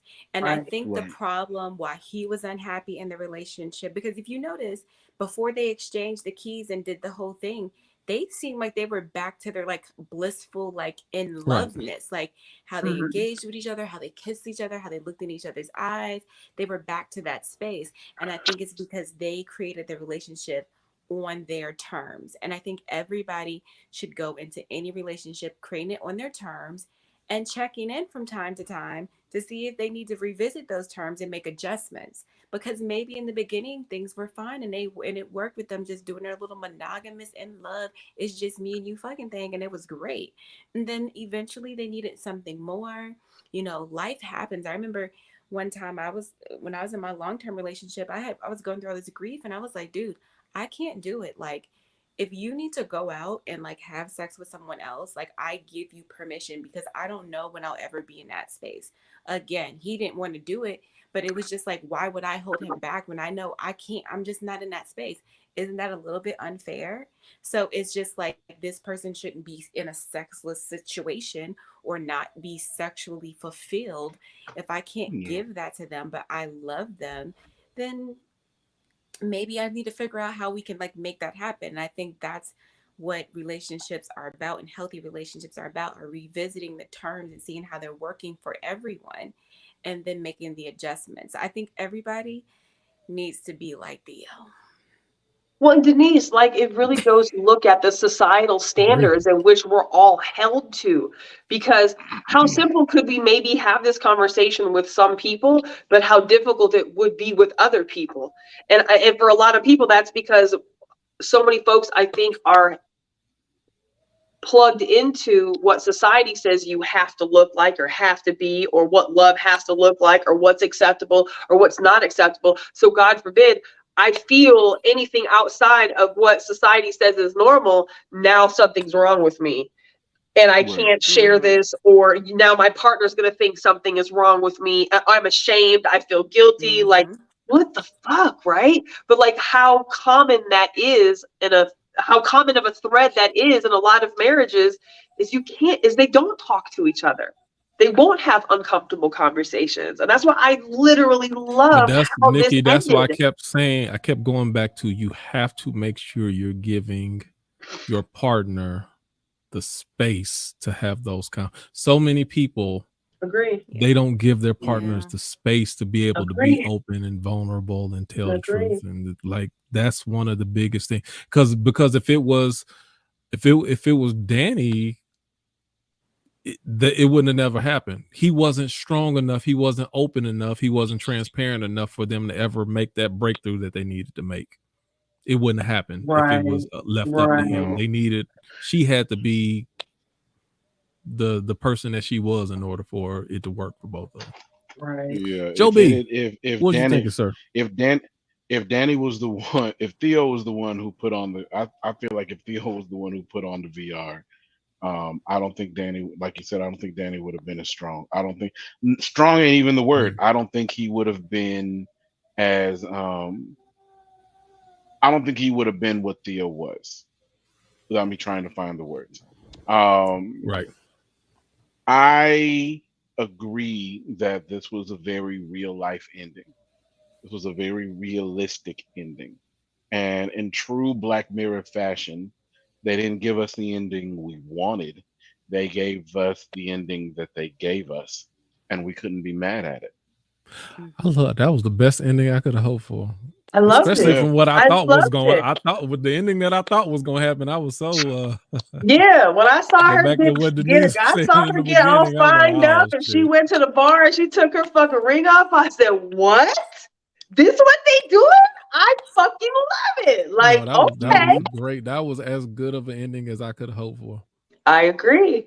And it's realistic. It ain't just everything like cute. No. Know, like Denise said, we're gonna figure out what works for us, and this is what's gonna work for us. So I love that ending. I do too. And then just my last thought, and then we're gonna close out, and then I promise we will have a hard close next week. But thank you for sticking around with us and joining us and all that good stuff. Why didn't he try the video game with his wife? That part. Good question. Intimacy. Intimacy is signature. It's signature to the two people that have it in that instance, in that moment. If a man, if a spouse is cheating in a relationship, they are not going to take their main to the same place that them and they whoop-de-whoop went to. Right. You're not gonna take your wife. Yeah. If your wife is like, babe, you know what? I think I want some Cheesecake Factory. No, I'm allergic to Cheesecake Factory. I got laryngitis. You know what it is? I got laryngitis in my kidneys. I can't go this evening. We'll go another time. Right. You're not gonna go because you're gonna feel it deep down. You're gonna know. Now, don't get me wrong. You could have the wherewithal to say, "Fuck it. I I love the spaghetti carbonara. We gonna fucking go. But it's what you do with that person. The place you kiss that person in is not the same place you're gonna take somebody else, because it means something. And I think that's even like, even if it comes off subject, like if it comes to something like a breakup or something, this is one of the ways you know that you're not quite ready. Even if you're still not attached to the past lover, you still have some feelings you got to let go of, because you don't want to go on dates to the same place that you and that other person. So, Joe, now let me say this real quick, and I'm gonna let you. That's true 97% of the time, and even with the mentality, that's the proper mentality. Now, let me give you another ratchet. There's a 3% of cheaters who they will take you to the same cheesecake factory. Yeah, they will. They will call you boo, just like they call other. They're gonna overlap everything that way that they don't slip up and make a mistake. So if I call my main girl Bae and my side girl, if I slip up and say Bae, I call both of them Bae. They don't know I was actually thinking of somebody else when I said it. And when I say, oh, you remember the time I went to the cheesecake factory? I actually took both of them there. I sure do. It keeps you from slipping up and talking about being at a place that you wasn't actually with that person. But if I was there with both of them, then it minimizes the possibility of me slipping up as far as location and remembering dates. But anyway, in general, what you said is absolutely true, Joe. Go ahead. I'm throwing out the ratchet element out there, but go ahead, Joe. That's it. And sometimes that's how you can tell when something's going on, when you want the person like, nah, I don't really want it. Like even me, like in this little situationship I was in, there are places I don't, if and when I am ready to go dating, I'll say right now, I want to go to that place because that's where we went. True. And even if it's not there when we go there, the memory still is. Because even when you're done feeling what you're feeling for that person, memory, because that's where I'm at now, to reconnect for the right reason. Let me ask y'all a quick question real quick. Did you ever have like you and an ex? Y'all can you hear me? It's cutting out. Joe be cutting out. You cutting out a little, Joe. Uh-oh. You freezing up, Joe?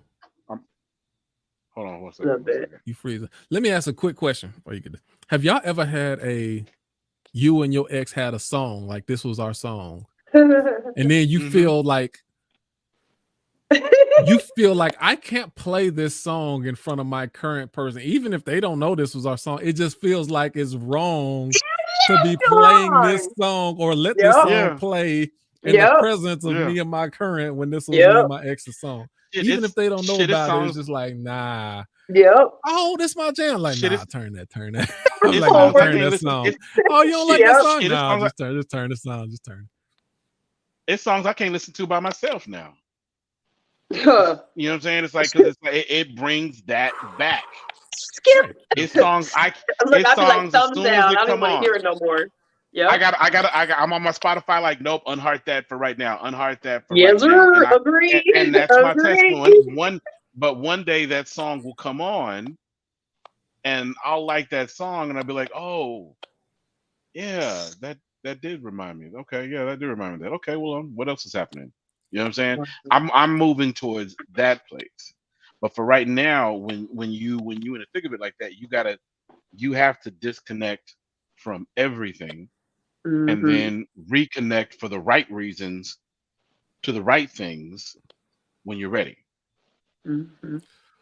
All right, y'all. We're not going over 3 hours.